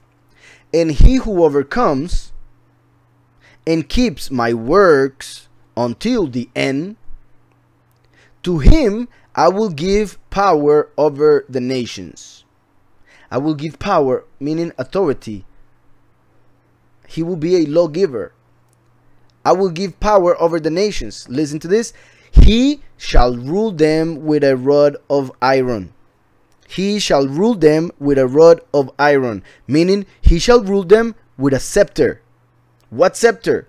The one that was at the feet of Yehudah, but once Shiloh, the overcomer appeared, Yahushua gave him the scepter because it belongs to him. As we are seeing here, Yahushua is saying, and he who overcomes and keeps my works until the end, to him, singular, the last, I will give power over the nations. He shall rule them with a scepter of iron.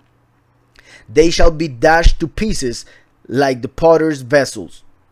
The enemies of Yahushua will fall before his hand, the second coming, who will have the rod of iron, the scepter.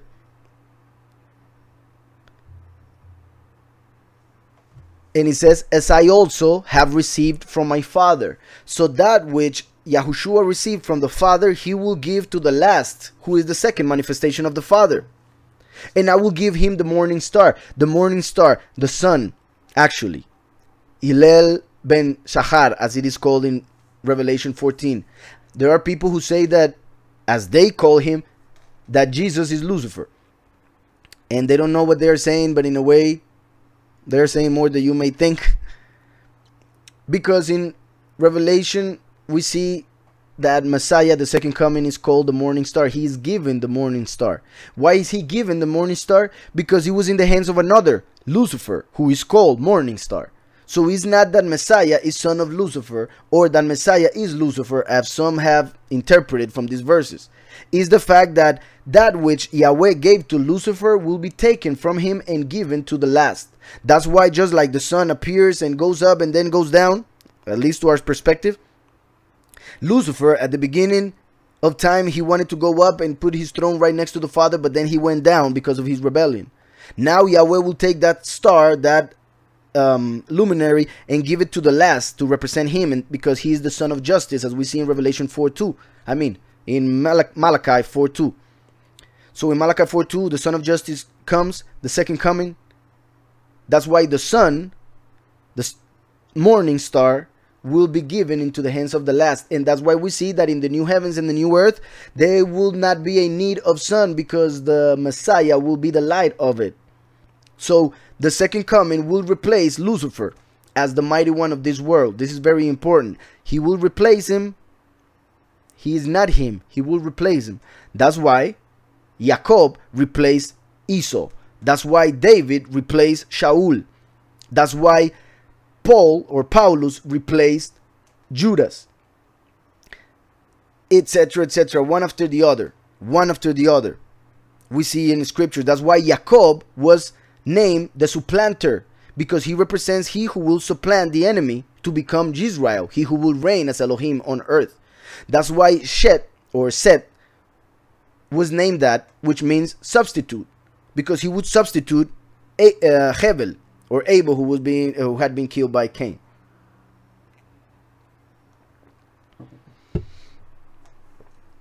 So we see the rod of iron, which will be given to the second coming, the last, in Revelation 2:27.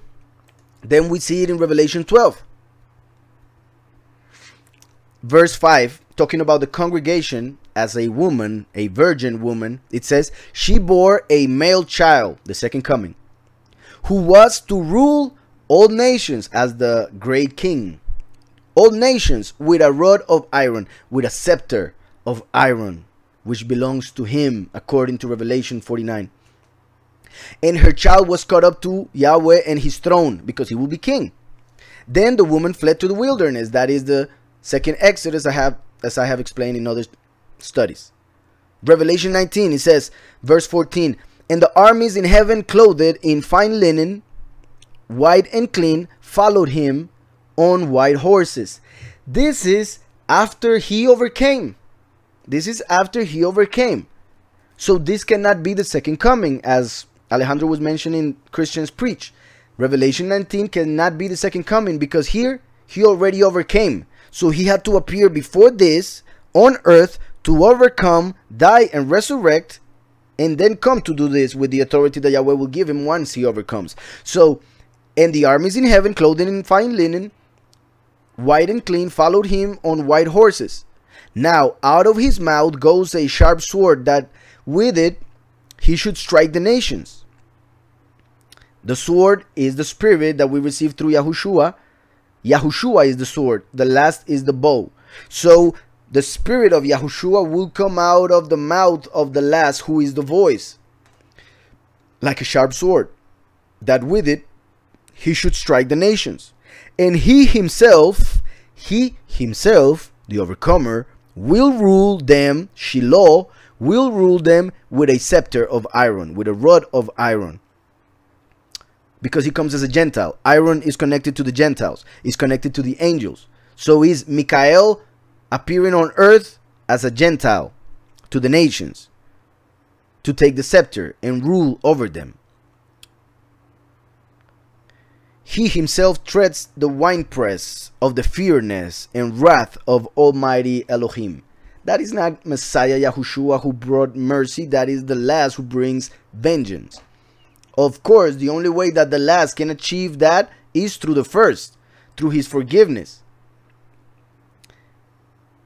Because we can do all things through Messiah who strengthens us. So the last will be strengthened by Messiah to fulfill that which he has to fulfill.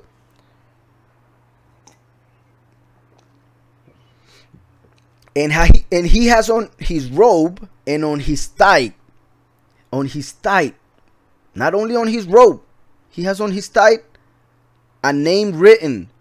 That will be a tattoo nowadays. And according to a lot of people, tattoos take people to hell, which is obviously a lie, because they're not understanding what Leviticus says regarding that. Remember that flesh and blood will not enter the kingdom. So there are many things that can be said about that, but I just wanted to mention that because I find it funny that Messiah has written on his thigh something on his flesh, and many people would say, oh, that is a sin. But anyways, on his thigh a name written, King of Kings and Sovereign of Sovereigns.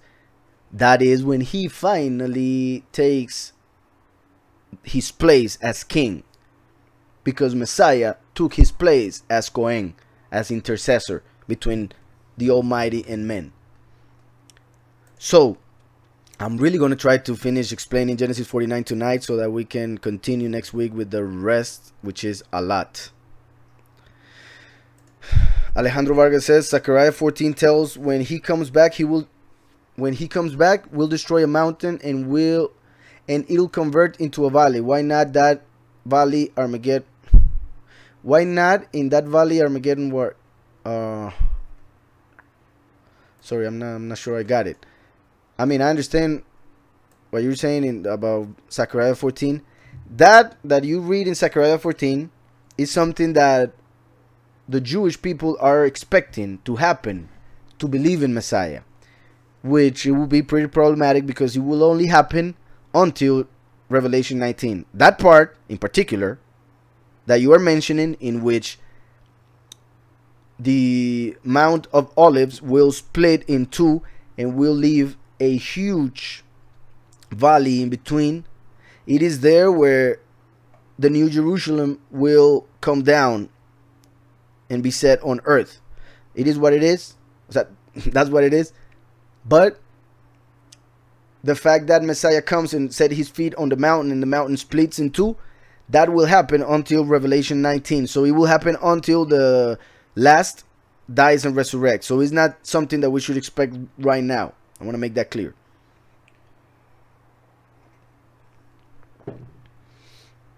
In the Mount of Olives, which I had the pleasure to be a few months ago, as you guys know, it is a mountain which the Jewish people used as a burying site. So it is a cemetery, basically. The Mount of Olives nowadays is a cemetery. Because of that prophecy, they believe, the way they interpret it, that those who are buried under the Mount of Olives will be the first to be resurrected. So that's why they made it a cemetery, and it is an honor for them to be buried there. So when it splits, there's going to be a bunch of bodies right there, and they are expecting to just come out walking. But if they don't believe in Messiah, that won't happen. And if it happens, they will be walking to judgment. But that's another story. So that's why the Mount of Olives is a cemetery nowadays, because they are expecting to be resurrected first when this is fulfilled. Going back to Genesis 49, like I said, the scepter shall not depart from Yehudah, so it will depart from Yehudah because it will be given to Joseph. The first will give it to the last, as we saw in Revelation. The first Yahushua was telling the last that he will give him the scepter. So the scepter shall not depart from Yehudah, nor a lawgiver from between his feet. Remember, the steps of Messiah represent the last days. The footsteps of Messiah. When you hear the footsteps of Messiah, you know that the end has come.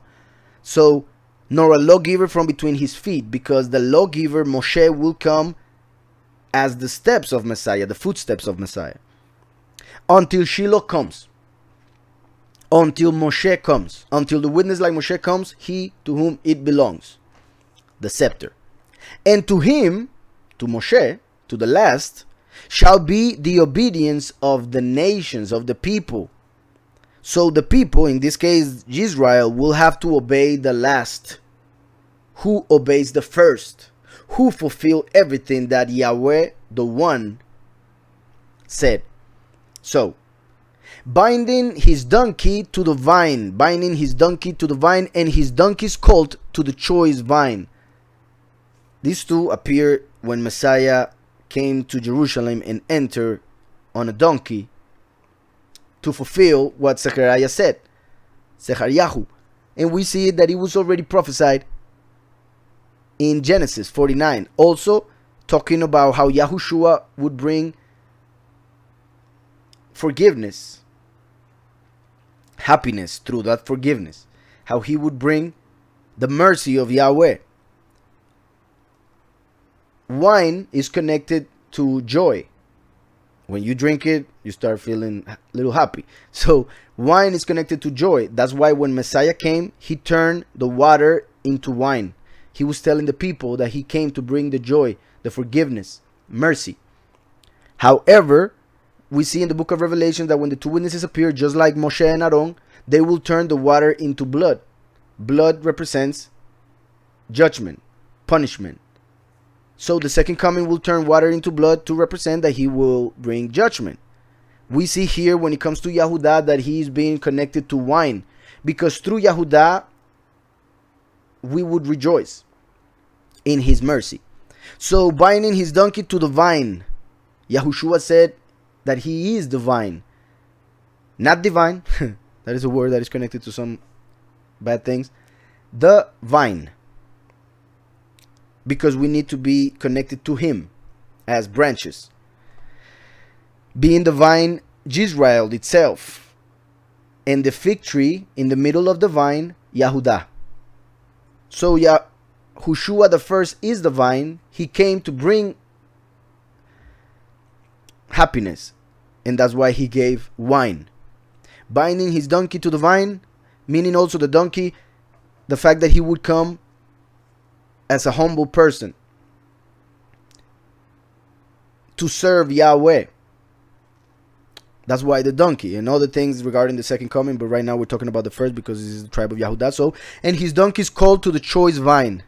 To the choice vine, meaning the Yisrael that he chose. Not any vine, not he who claims to be the vine, but the choice vine. So, Yahushua came to choose the true vine, the true Yisrael, those who are of the Spirit, those who believe in him as Messiah. So, and his donkey is called to the choice vine. He washed his garments in wine, meaning that he would have to die and give his blood for us. That's why when he was about to die, he raised his cup and he said, "This is the blood of the new covenant which is spilled for the many." That's why, to the choice vine, he washed his garments in wine. And we also saw in Revelation 19 that when the second coming happens and he overcomes, he will be dressed in red, because so when he went through the winepress, his garments were bloody, basically. So he came dressed in red, as we see in Isaiah 63. So it said he washed his garments in wine, as in the winepress of the wrath of Yahweh, eventually at the end times during the harvest. And his clothes in the blood of the grapes. So here we see the point of wine is the blood of grapes. So it can represent judgment, punishment when it's mentioned as blood, and it can represent rejoicing when it's represented as wine or mentioned as wine, even though they're the same. His eyes are darker than wine. His eyes are darker than wine. Actually, should be red as wine. His eyes are red as wine, and his teeth whiter than milk. Because the word of Yahweh is the milk, the spiritual milk. So the change that he brought, as in teeth, that represent change, as in the letter Shin, which is teeth and represent change, fire, consuming. So the change that he brought to the world was that into pureness. That's why white, like milk, because it was through the word of Yahweh. And he brought rejoicing as the wine by being the light, because the eyes are the light of the body. And he says that his eyes were red as wine, or darker than wine. In that case would have to be with the fact that he came as the light in darkness, and the darkness did not recognize him and killed him.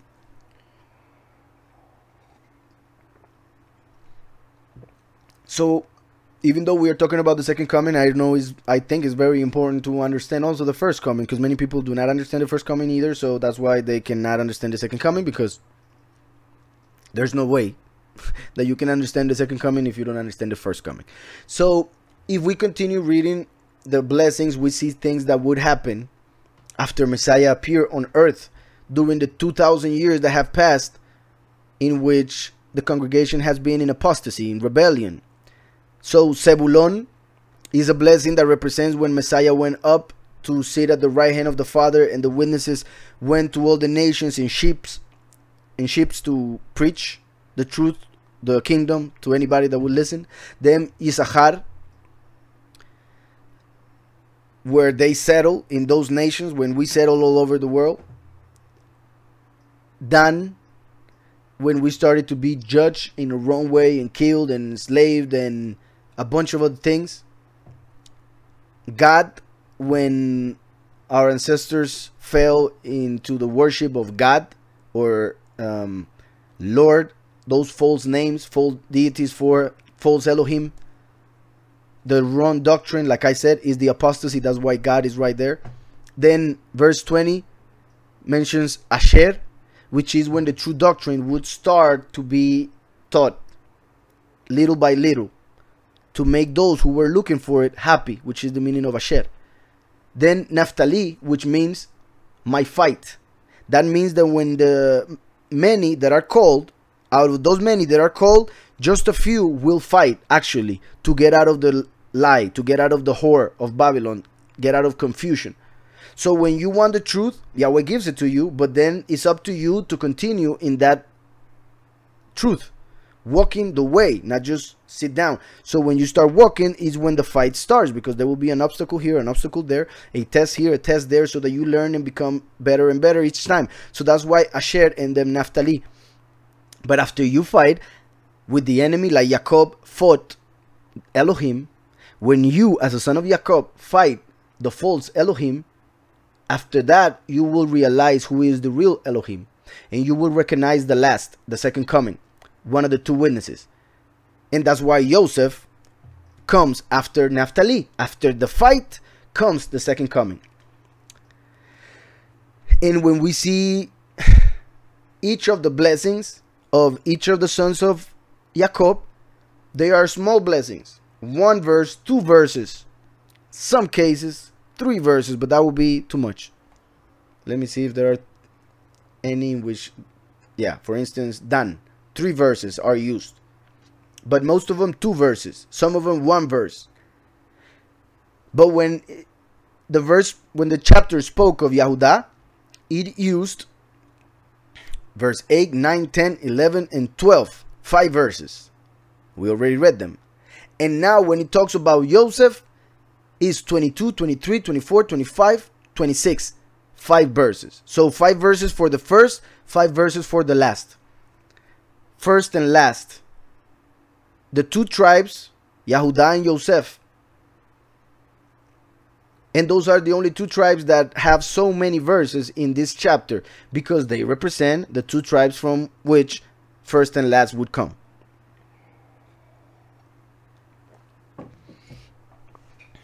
"22 says, Joseph is a fruitful branch. Others translated as bow. It is the same. Joseph is a fruitful branch. Yahushua said, and we will see it eventually, that he is the root of David. We see that Joseph is the branch. That's why Yahushua came through the tribe of Yehudah, and the last, who is the branch, will come through the tribe of Joseph. He was given the name Joseph, which means he adds. He adds. Just like Yahweh added a new manifestation. Yahweh added another person that would manifest on earth to fulfill the rest of prophecies. But when Joseph was in Egypt, he was put in prison. And while he was in prison, he received a new name. Well, he received a new letter that was added to his name. The letter Yud. No. The letter Hey. As in the spirit. He received the spirit while being in prison. The Hey represents spirit, represents revelation and other things. So he was Yosef. But if you add a Hey between the Yud and the Vav of the beginning, that would be pronounced Yo. If you add a Hey, it would be Yahu. Yahu. So Joseph became Yahusef. Yehudah, Yahusef. First and last. However, Yehudah was named Yehudah from the beginning. That's why Yahushua was named Yahushua ever since he was born. But the last was born Joseph and then turned into Yahusef. Just like Jacob then turned into Israel. Abraham then turned into Abraham. Yitzhak was always named Yitzhak, just like Yahushua. So, Yitzhak represents Yahushua, Jacob represents the last. That's why the last is represented by Joseph, who was turned into Yahusef. The same way with Hosea, who was turned into Yahushua, known as Joshua. So there are many signs in scriptures of this that I am saying about the second coming with one name and then receiving another name that connects him to Yahweh, as Joseph, then Yahuseph.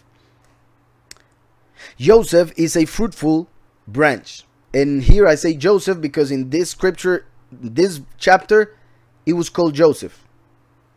He's called Yahuseph only one time. I mean, we find it in the book of Yasher many times. But in the books that are found in regular Bibles that most people read, the name Yahuseph is only found once in Hebrew in the book of Psalms. So when David was prophesying of the second coming as Joseph, he mentioned Joseph with his name Yahuseph. But that is not the only evidence that we have of that. So that's just so you know, and that's why I'm reading it like that, because the last who would come from this tribe would first come with a name that would not be connected to Yahweh. He would be connected to Yahweh after he died. So Joseph is a fruitful branch. A fruitful branch by a well. A well. Yahushua said that he is the well of water of life. If we accept him, believe in him, water of life will come out of us. As when Yahushua was speaking in John 4 to a woman next to a well, and he told her that the water that he had to give would make her not want to drink again, in the sense that she would not be thirsty ever again. So the fact that it says a fruitful branch by a well is the fact that the last will be fruitful because he will be united to the water of life. And who's the water of life? The first coming.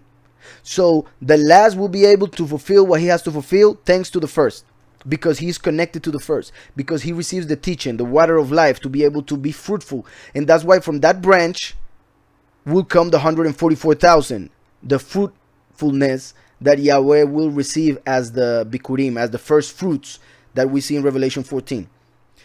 Isaiah 11 says, talking about the end times, there shall come forth a rod, a bow, a branch, a scepter, from the stem of Jesse, from the stem of Yishai, the father of David. So the root of David, which is Messiah, will come the stem, and then the rod, the branch, the last.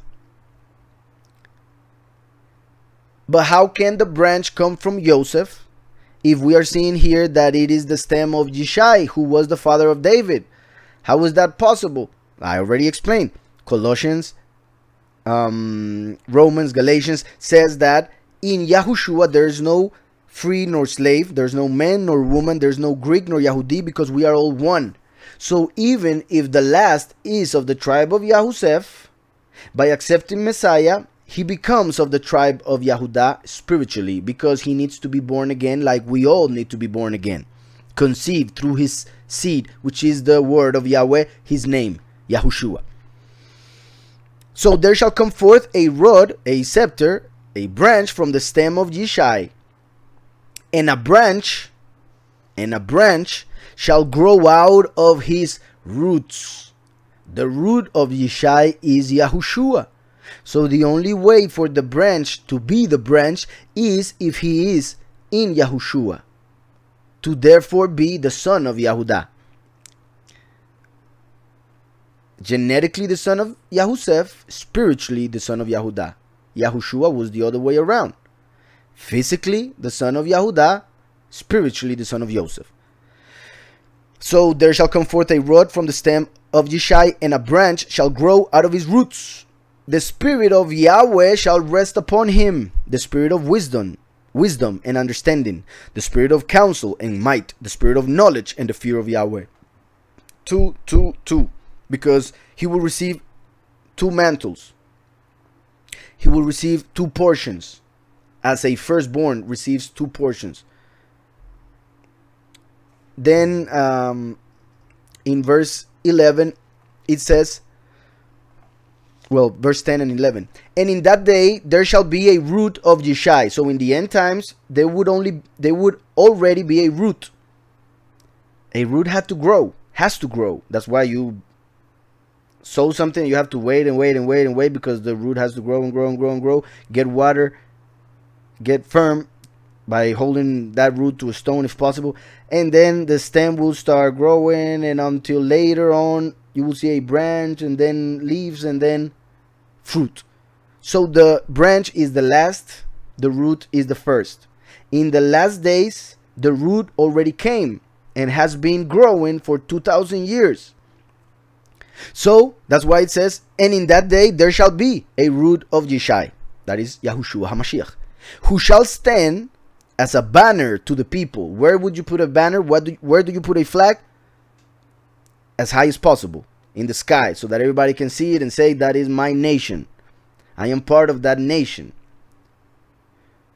So here it says that Yahushua, the root of David, is a banner that is in the heavens, next to the Father, for us to believe in him and be one nation under him. So, and in that day there shall be a root of Yeshai, who shall stand as a banner to the people, for the Gentiles shall seek him. So he's saying that the Gentiles will be looking for Messiah. In Judaism, they don't understand that. They read it, but they don't understand it. Yahushua the Messiah opened the door for anybody who believes in him, and that's why Gentiles are looking for him. However, they don't know him because they are being taught a different Messiah, false doctrines. That's why they are seeking him. They are searching for him, because if they knew him, they would not search. So for the Gentiles shall seek him, and his resting place shall be exalted. So Gentiles are looking for him, are waiting for him. However, he's already resting up there next to the Father in an exalted place. So what the Gentiles are expecting for is not gonna appear because he's resting up there. The second coming will appear and they will not recognize him, because as Messiah said, he would come as a thief in the night. He would come as a thief in the night, so people will not recognize, just like a person either doesn't see a thief because he's asleep, or if he sees it, he's with a mask, he cannot recognize him. So the last will appear as a thief because most people will be asleep, not knowing what is happening, and others will see him and think that he's a false Messiah and accuse him and end up killing him, and only a few will believe. So the resting place of Messiah Yahushua, the root of David, is exalted right now. Verse 11, it shall come to pass in that day, when Messiah is up there, as we see in Revelation 6, and we will explain next week, it shall come to pass in that day that Yahweh shall set his hand again the second time, meaning the second coming, meaning the second Exodus, because this is making reference to the Exodus in which he raised his hand to bring his people from Egypt. Now he will raise his hand again, the witness like Moshe, to bring the chosen few to him. So that Yahweh shall set his hand again a second time to recover the remnant, the chosen few. Many are called, few are chosen. To recover the remnant of his people who are left from Ashur and Mizraim and Patros and Cush, from Elam and Shinar, from Hamat and the islands of the sea, all over the world. It doesn't mention Israel, where most Jews are nowadays. So it makes no sense that they are the true Jews. Of course, there are some, very few Israelites who call themselves Jews nowadays, but in reality most Israelites nowadays call themselves Christians. And I know that may be news for most of you, but that is the truth. If you research it, you will find out that there is a reason why you believe and they don't. There is a reason why we believe in Messiah and they don't. Abraham believed in Messiah. So if we believe in Messiah, we're sons of Abraham, because Abraham had sons of faith. The fact that they don't believe in Messiah shows that they are not sons of Abraham, and those who are sons of Esau, and that's why they are how they are. But one of the signs, and I know this may be weird for some, and I eventually will explain it more and more, one of the signs that you are Israel is the fact that you do believe in Messiah, because Messiah was promised to you and nobody else. So that's the point. That's why you believe and they don't. However, I know there's some Yahudim who were blinded to kill him. Blinded, they didn't understand. And eventually, during these end times, they will understand. And that is another case, and we'll explain it later on. So that is from Isaiah 11. Going back to Genesis 49, Joseph is a fruitful branch branch by a well. Messiah is the well. His branches run over the wall, run over the wall.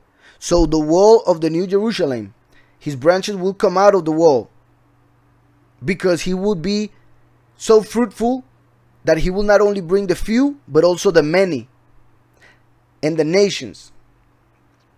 Obviously, through the power that Messiah will give him, the Father, through Messiah the first, Yahushua. So his branches run over the wall. In Revelation, we see that that the Messiah will have to extend his tent, because his flock, the few is one, and then he has to attract the many. They will be one flock, and they will have one shepherd, as John 10 says it. Yahushua said it. But before they become one shepherd and one people, they will be separated in two. First and last, Yisrael and Yehudah. Or Yisrael by the flesh and Gentiles by the flesh. Two groups, two people, Yahweh will make one. One person, one people. One king over those people. And just to say quickly, in case somebody's asking or wondering, Yahushua fulfilled the first feast, Pesach, when he died.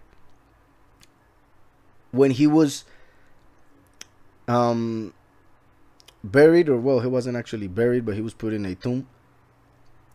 When he was placed in that cave without sin, he fulfilled Matzot, the feast of bread, unleavened bread, because he was killed without sin, unleavened bread, and he's the bread of life, the bread of heaven.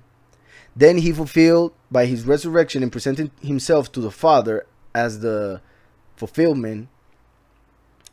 He presented himself as the first fruits, so he fulfilled Bikurim, the feast of first fruits. And then when he left, he told his disciples not to leave Jerusalem because they would receive the Spirit, the guarantee.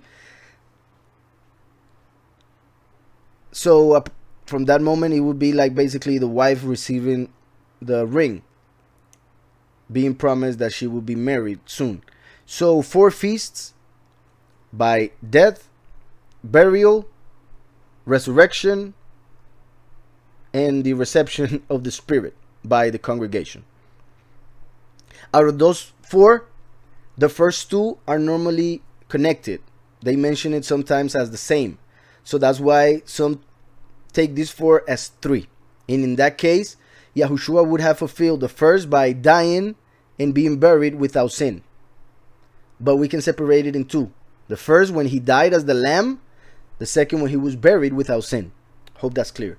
Now there are another 4 feasts during the end times. The first feast will be when the last will be captured, because either he will be blamed for stealing something, maybe because he will come as a thief in the night, or maybe he will be blamed for killing somebody because Moshe killed somebody. We will see. But he will be captured and sent to jail for 10 days. 10 days, according to Revelation 2. Yom Teruah, Feast of Trumpets. Then Yom Kippur, he will be killed with the witness like Eliyahu. They will be both killed by the beast on Yom Kippur, 10 days after being in prison. Then 5 days later, 15 of the 7th month, Sukkot. That is the second Exodus. Once the 2 witnesses died and resurrected 3.5 days later, 1.5 days later will be Sukkot. And the false Messiah will appear on earth. And that's why the people will have to go to the mountains, as it is a custom during Sukkot. And then comes the last feast, which is Shemini Atzeret. Shemini Atzeret is the 8th day after the 7 days of Sukkot. So that's why some people connect Sukkot with Shemini Atzeret as if it were one feast. Shemini Atzeret will be when the last trumpet of Revelation will sound. So this will be the harvest, the transformation. Shemini Atzeret. Sukkot will be going to the wilderness, the second Exodus, as we just saw in Revelation 12. So some people connect this Sukkot, which Shemini Atzeret, because Shemini Atzeret is the 8th day right after the 7th of Sukkot. So some connect it and make it 3 feasts. In that case, the third would be the connection of going to the mountains and being transformed at the end of those 7 days. But to understand it better, we separate it, as Leviticus does it, in 4 feasts that need to be fulfilled right now. They get captured, they get killed, second Exodus, transformation. In the book of Revelation 7, they shall neither hunger. Here he's talking about the many. The few were already transformed. They passed to eternity without experiencing death. Now the many experience death during the Great Tribulation, but then they will be justified through their belief in Messiah. So it says, they shall neither hunger anymore nor thirst anymore. It mentions physical things because the many are only focused on the physical. So Yahweh will help them with that. The few are focused with the spiritual. That's why they won't experience physical death. So they shall neither hunger anymore nor thirst anymore. The sun shall not strike them, nor any heat. For the Lamb who is in the midst of the throne is the second coming, is the king. The Lamb is the first coming. So the first coming, the Spirit, will be in the last, so that the last may act as the king on this earth. So the Lamb who is in the midst of the throne will shepherd them, because the throne is the good shepherd, through Yahushua, who is the door. Will shepherd them and lead them to living fountains of water. And lead them to living fountains of water. And we just read that it says, his branches, in Genesis 49:22, his branches run over the wall, a fruitful bough by a well. A fruitful branch by a well. And we see in Revelation that the throne will shepherd them and lead them to living fountains of waters. A well. And Yahweh will wipe away every tear from their eyes. 15 says, therefore they are, the many, before the throne of Yahweh. So they will be before the last. They will have to serve the last, the second coming, the throne, and serve him day and night in his temple. This is the verse that they translated not that well. And he who sits on the throne will dwell among them. It is true, no doubt about it. But the way they translate it is too simple. They actually should translate it as they do in other translations, in which it says that he will extend his tent in order to cover them also. So what that means is that he had his flock, his few sheep, but after the transformation of the few, many will have to die believing in him, and then he will also bring those. But since they are so many, he will have to extend the tent to cover them also. So then there will be one flock. This that I just explained should be in this verse, but the English translation is not very clear, at least in the New King James Version, where it says, and he who sits on the throne will dwell among them. It should be translated, and he who sits on the throne will extend his tent over them. Not just dwell among them. He will have to make something bigger, like the borders of Israel, which Yahweh promised that will be extended all the way to Mizraim, Egypt. So we see it here, and we also see it in the book of John 10. I will read this real quick. In John 10, Yahushua is the one that says, I am the door and I am the good shepherd. I am the door and I am the good shepherd. The door is the first coming because we needed an intercessor. We needed to be able to enter before the Father. So Yahushua forgave us through his blood. Yahweh forgave us through the blood of Messiah so that we may enter his presence. That's why Messiah is the door. Second coming is the shepherd who will bring the sheep to Yahweh through the door, which is the first. That's why Messiah said, I cannot give witness of myself because that witness will be empty. Yahushua came to give witness of Yahweh. Now Yahweh will come to give witness of Messiah. So the witness will not appear saying, I am, I am. He will appear saying, He is, He is. I am the good shepherd, talking about second coming. I am the good shepherd. The good shepherd gives his life for the sheep. That's why he has to die as the door, and he now has to die as the shepherd. But a hireling, somebody who is hired for it, he who is not the shepherd, one who is just a pastor that preaches in order to make money, he who is not the shepherd, one who does not own the sheep, sees the wolf coming, sees the false Messiah coming, sees Satan coming, and leaves the sheep and flees. And the wolf catches the sheep and scatters them. That's why those who follow false shepherds, false pastors, false doctrines will end up dying during the Great Tribulation, because they will not go after the shepherd, the good shepherd.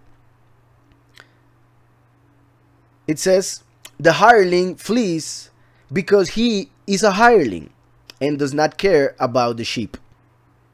I am the good shepherd, and I know my sheep, and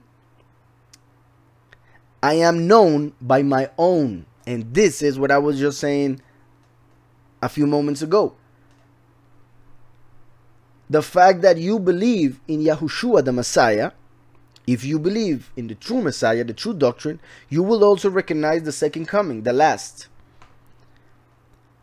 That's why those who know him will recognize him, but not by appearance, but by his voice, by his teachings. Because he comes as a thief in the night by appearances. So I am the good shepherd, and I know my sheep, and I'm known by my own. As the Father knows me, even so I know the Father. That's important. As the first knows the last will know the first. As the first preached of the last will preach of the first. And I lay down my life for the sheep. And other sheep, this is the verse 16, this is so important. And other sheep I have, which are not of this fold. That is the fold of Israel and the fold of the Gentiles, or the fold of the chosen few and the fold of the many. Both interpretations are completely correct here. And other sheep I have, which are not of this fold, the many, the Gentiles. Them also I must bring. That's why the second coming. Them also I must bring, and they will hear my voice. And they will hear the second coming. They will hear the teachings and understand. In this case, they will hear his voice after he's dead and resurrected. Because the first fold, obviously, they did hear the voice at first because they know him, as it said, and I am known by my own. So the chosen few do recognize him. The many who are another fold will recognize him after he died and resurrected. That's why after it, they will hear his voice. And there will be one flock and one shepherd. And there will be one flock and one shepherd. Because previously there were two flocks, there were two shepherds, first and last. So all of that I've been saying is because it says in Genesis 49, his branches run over the wall. Because he has another flock. Because he has to extend the tent. As if he had to make another wall to also gather them inside and protect them. Verse 23. The archers have bitterly grieved him. The archers have bitterly grieved him. Shot at him and hated him. Shot at him and hated him. Revelation 6 speaks of the second coming. The beginning of the ministry of the second manifestation of Yahweh on earth. However, people, Christians who believe in the New Testament, they have been taught that verse 6:1 is talking about the Antichrist. So Yahushua said that he was coming as a thief in the night, and that was no joke. Even before he comes, preachers, pastors who are not the owners of the sheep but are hired, are paid, those pastors are preaching of the last as if he were a thief, are preaching of the second coming as if he were a false Messiah, because they claim that this is a prophecy of the Antichrist, and that is a lie. And the more we study, the clearer it will be for you. So whatever you don't understand right now, don't worry, you will understand it in the next studies. Whatever I say right now is so that we can understand what is being explained in Genesis 49. So we just saw that the archers will hate him.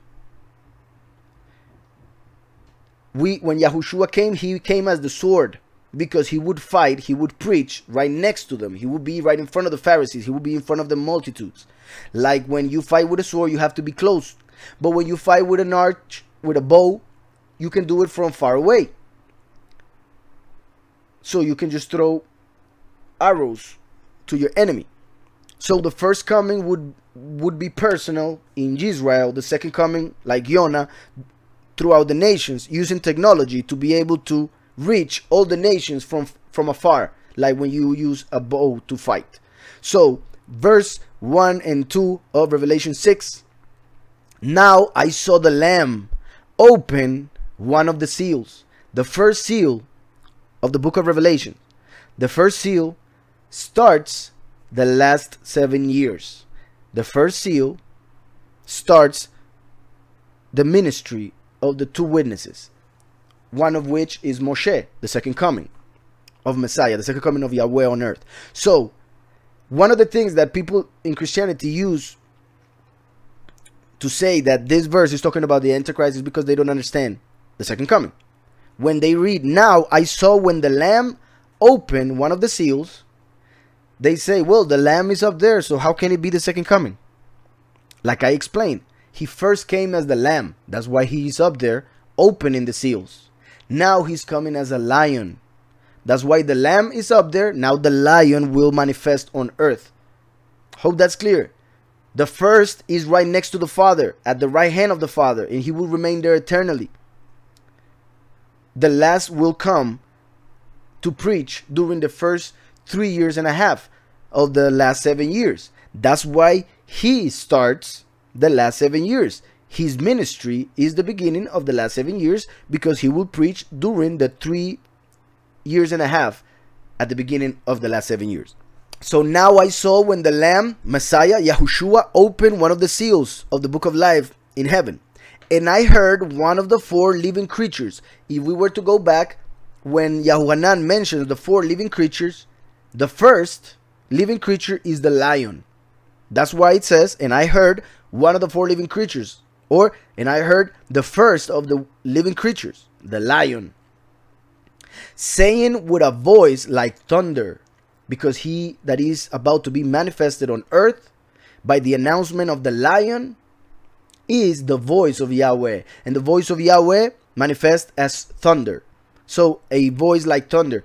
This is the only instance in which a seal, a rider of a horse during the 4 seals, this is the only time in which he is announced with a voice like thunder, because Yahweh himself will manifest, and therefore voice like thunder announces him, his manifestation.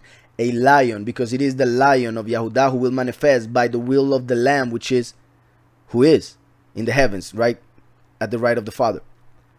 So, and I heard one of the 4 living creatures, the lion, saying with a voice like thunder, the voice of Yahweh, come and see.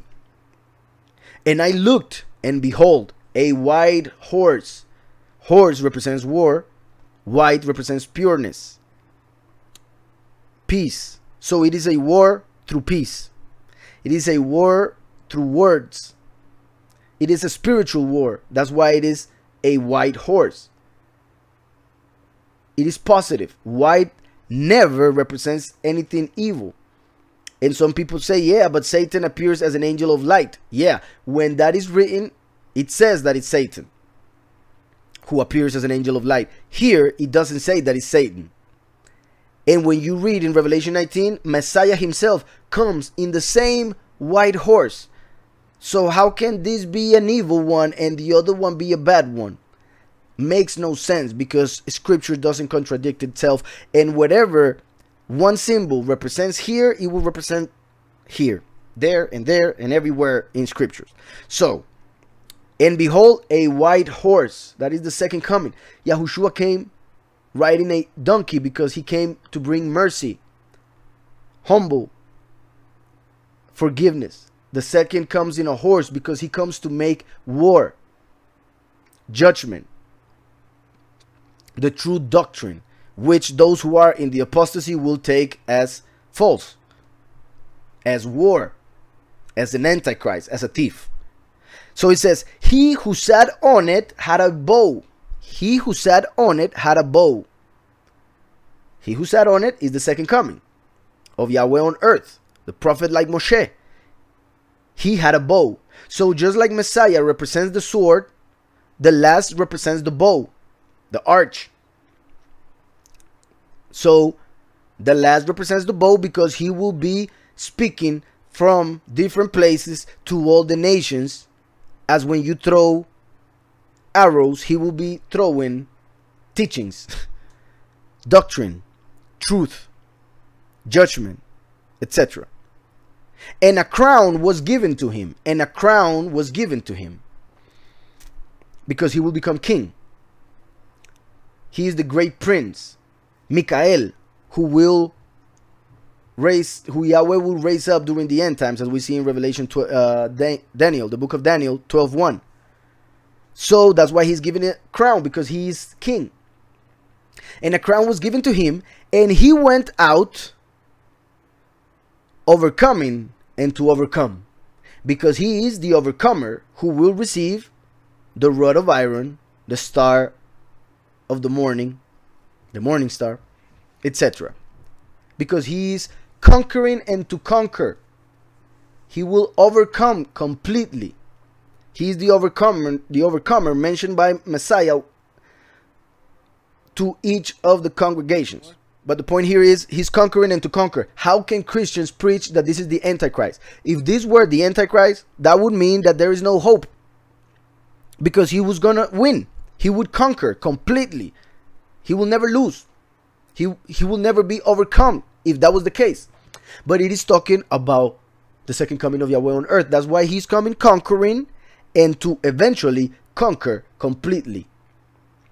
When he dies and resurrects, it's done. His doctrine will be conquering. He dies, he conquered. And then that conquering will be manifested on earth during Revelation 19, in Armageddon and all of that. The point is, if he was Satan, we would be in trouble. Thankfully, it is not.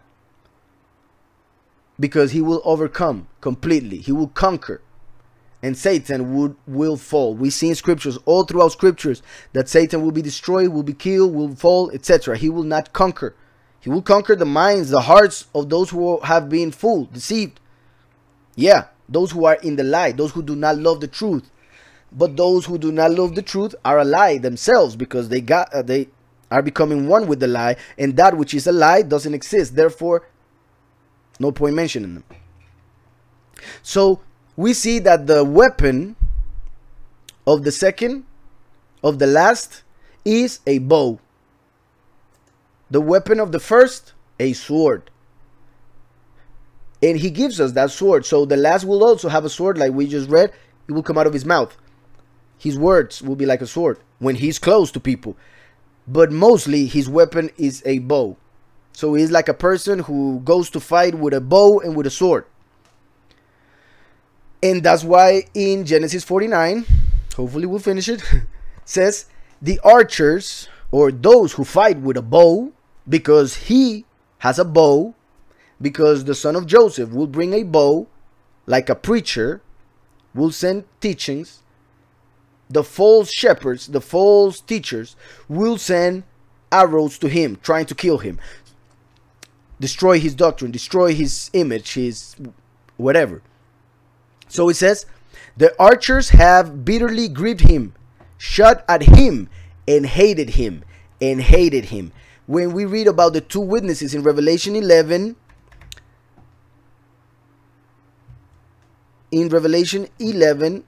about the two witnesses, we see that all those who live on earth will hate the two witnesses. When they finish their testimony, the beast that ascends out of the bottomless pit will make war against them, overcome them, and kill them. And their dead bodies, that is obviously in the flesh, of course, and their dead bodies will be in the street of the great city, which spiritually is called Sodom and Egypt, where also our sovereign was crucified. Then those from the peoples, tribes, tongues, and nations will see their dead bodies 3.5 days and not allow their bodies to be put into graves. Obviously, that won't be because they love them. That will be because they hate him so much that they want them to rot. They don't want to give them honor. And some others don't want what happened with Messiah to happen again, for their bodies to disappear all of a sudden, as they think that is what happened, that it just disappeared. Some of them don't believe that he actually resurrected. So verse 10 says, and those who dwell on the earth will rejoice over them, make merry and send gifts to one another, because these two prophets tormented those who dwell on the earth. Tormented those who dwell on the earth. So the witnesses will be hated by all in the world because of their testimony, because of what they will preach. People will hate them completely. As we saw, the shepherds, the pastors, the archers will hate the second coming, will hate the second manifestation. Shot at him and hated him, so they will kill him. Verse 24, but his bow, listen to this, but his bow remained in strength. The second coming, we just read, he is given a bow, and he comes out overcoming and to overcome, conquering and to conquer. But his bow remained in strength. So with his bow, he was able to conquer, overcoming until he overcame completely. So, but his bow remained in strength. And the arms of his hands were made strong by the hands of the mighty Elohim of Jacob. Jacob represents the second coming. From there is the shepherd. From there is the shepherd. From whom? From where? The mighty one of Jacob. The shepherd. Second coming. The good shepherd. The stone of Israel. The stone which the builders rejected. So that which will give the strength to the last in order to overcome will be the first. Yahushua the Messiah. The rock. The stone of Israel will give the strength to the last. The good shepherd. To fulfill the will of Yahweh in the end times. By the Elohim of your father who will help you. Meaning the last, the second coming. The Elohim of our father, Jacob, will help the second coming. By the Elohim of your father who will help you, and by the Almighty who will bless you with blessings of heaven above through Messiah Yahushua who is in heaven. Spiritual blessings will come to the last and therefore to the 144,000, the chosen few. With blessings of heaven above, blessings of the deep that lies beneath, meaning that he will be given knowledge that is hidden, that nobody has received, revelations that nobody has ever thought of.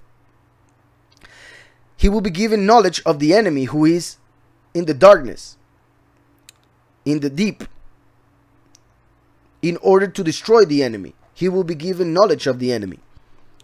And that which the enemy holds until this moment, for which many worship him and ask for things from him, that Yahweh will give to the last, because he will take his place, the place as Elohim on this earth. So blessings of the deep that lies beneath, blessings of the breast and of the womb, meaning blessings of this earth, material blessings. So spiritual blessings, knowledge of darkness, and material blessings. The last will be blessed in every way, because through him all blessings will be manifested for those who have been expecting them. 26. The blessings of your father, Jacob, have excelled the blessings of my ancestors, because Yahweh has mercy for thousands of generations. So he blesses more and more and more and more each generation. So our parents were blessed more than our grandparents, and we have been blessed more than our parents. And this is what he's saying here. The blessing of your father have excelled the blessings of my ancestors, up to the utmost bound of the everlasting hills. So the blessings will continue to pile over us eternally. Blessings of the blessings of your father have excelled the blessings of my ancestors, up to the utmost bound of the everlasting hills. They shall be on the head of Joseph as a crown. Like we saw, the last receives a crown, a bow, and goes conquering and to conquer. We see here, they shall be on the head of Joseph because he is king, and the blessings will crown him. And on the crown of the head, and on the crown of the head of him who was separate from his brothers. Yehuda is not, this is not mentioned from Yehuda because Yehuda, as Yahushua came as a grain of wheat who died alone in order to give much fruit. In this case, the last comes from the midst of the few. He will arise in the middle of the sheep that the many have gathered, like we saw in the dream given to Joseph. So they shall be on the head of Joseph, and on the crown of the head of him, Shiloh, who was separate from his brothers, whom Yahweh took in order to make him the overcomer.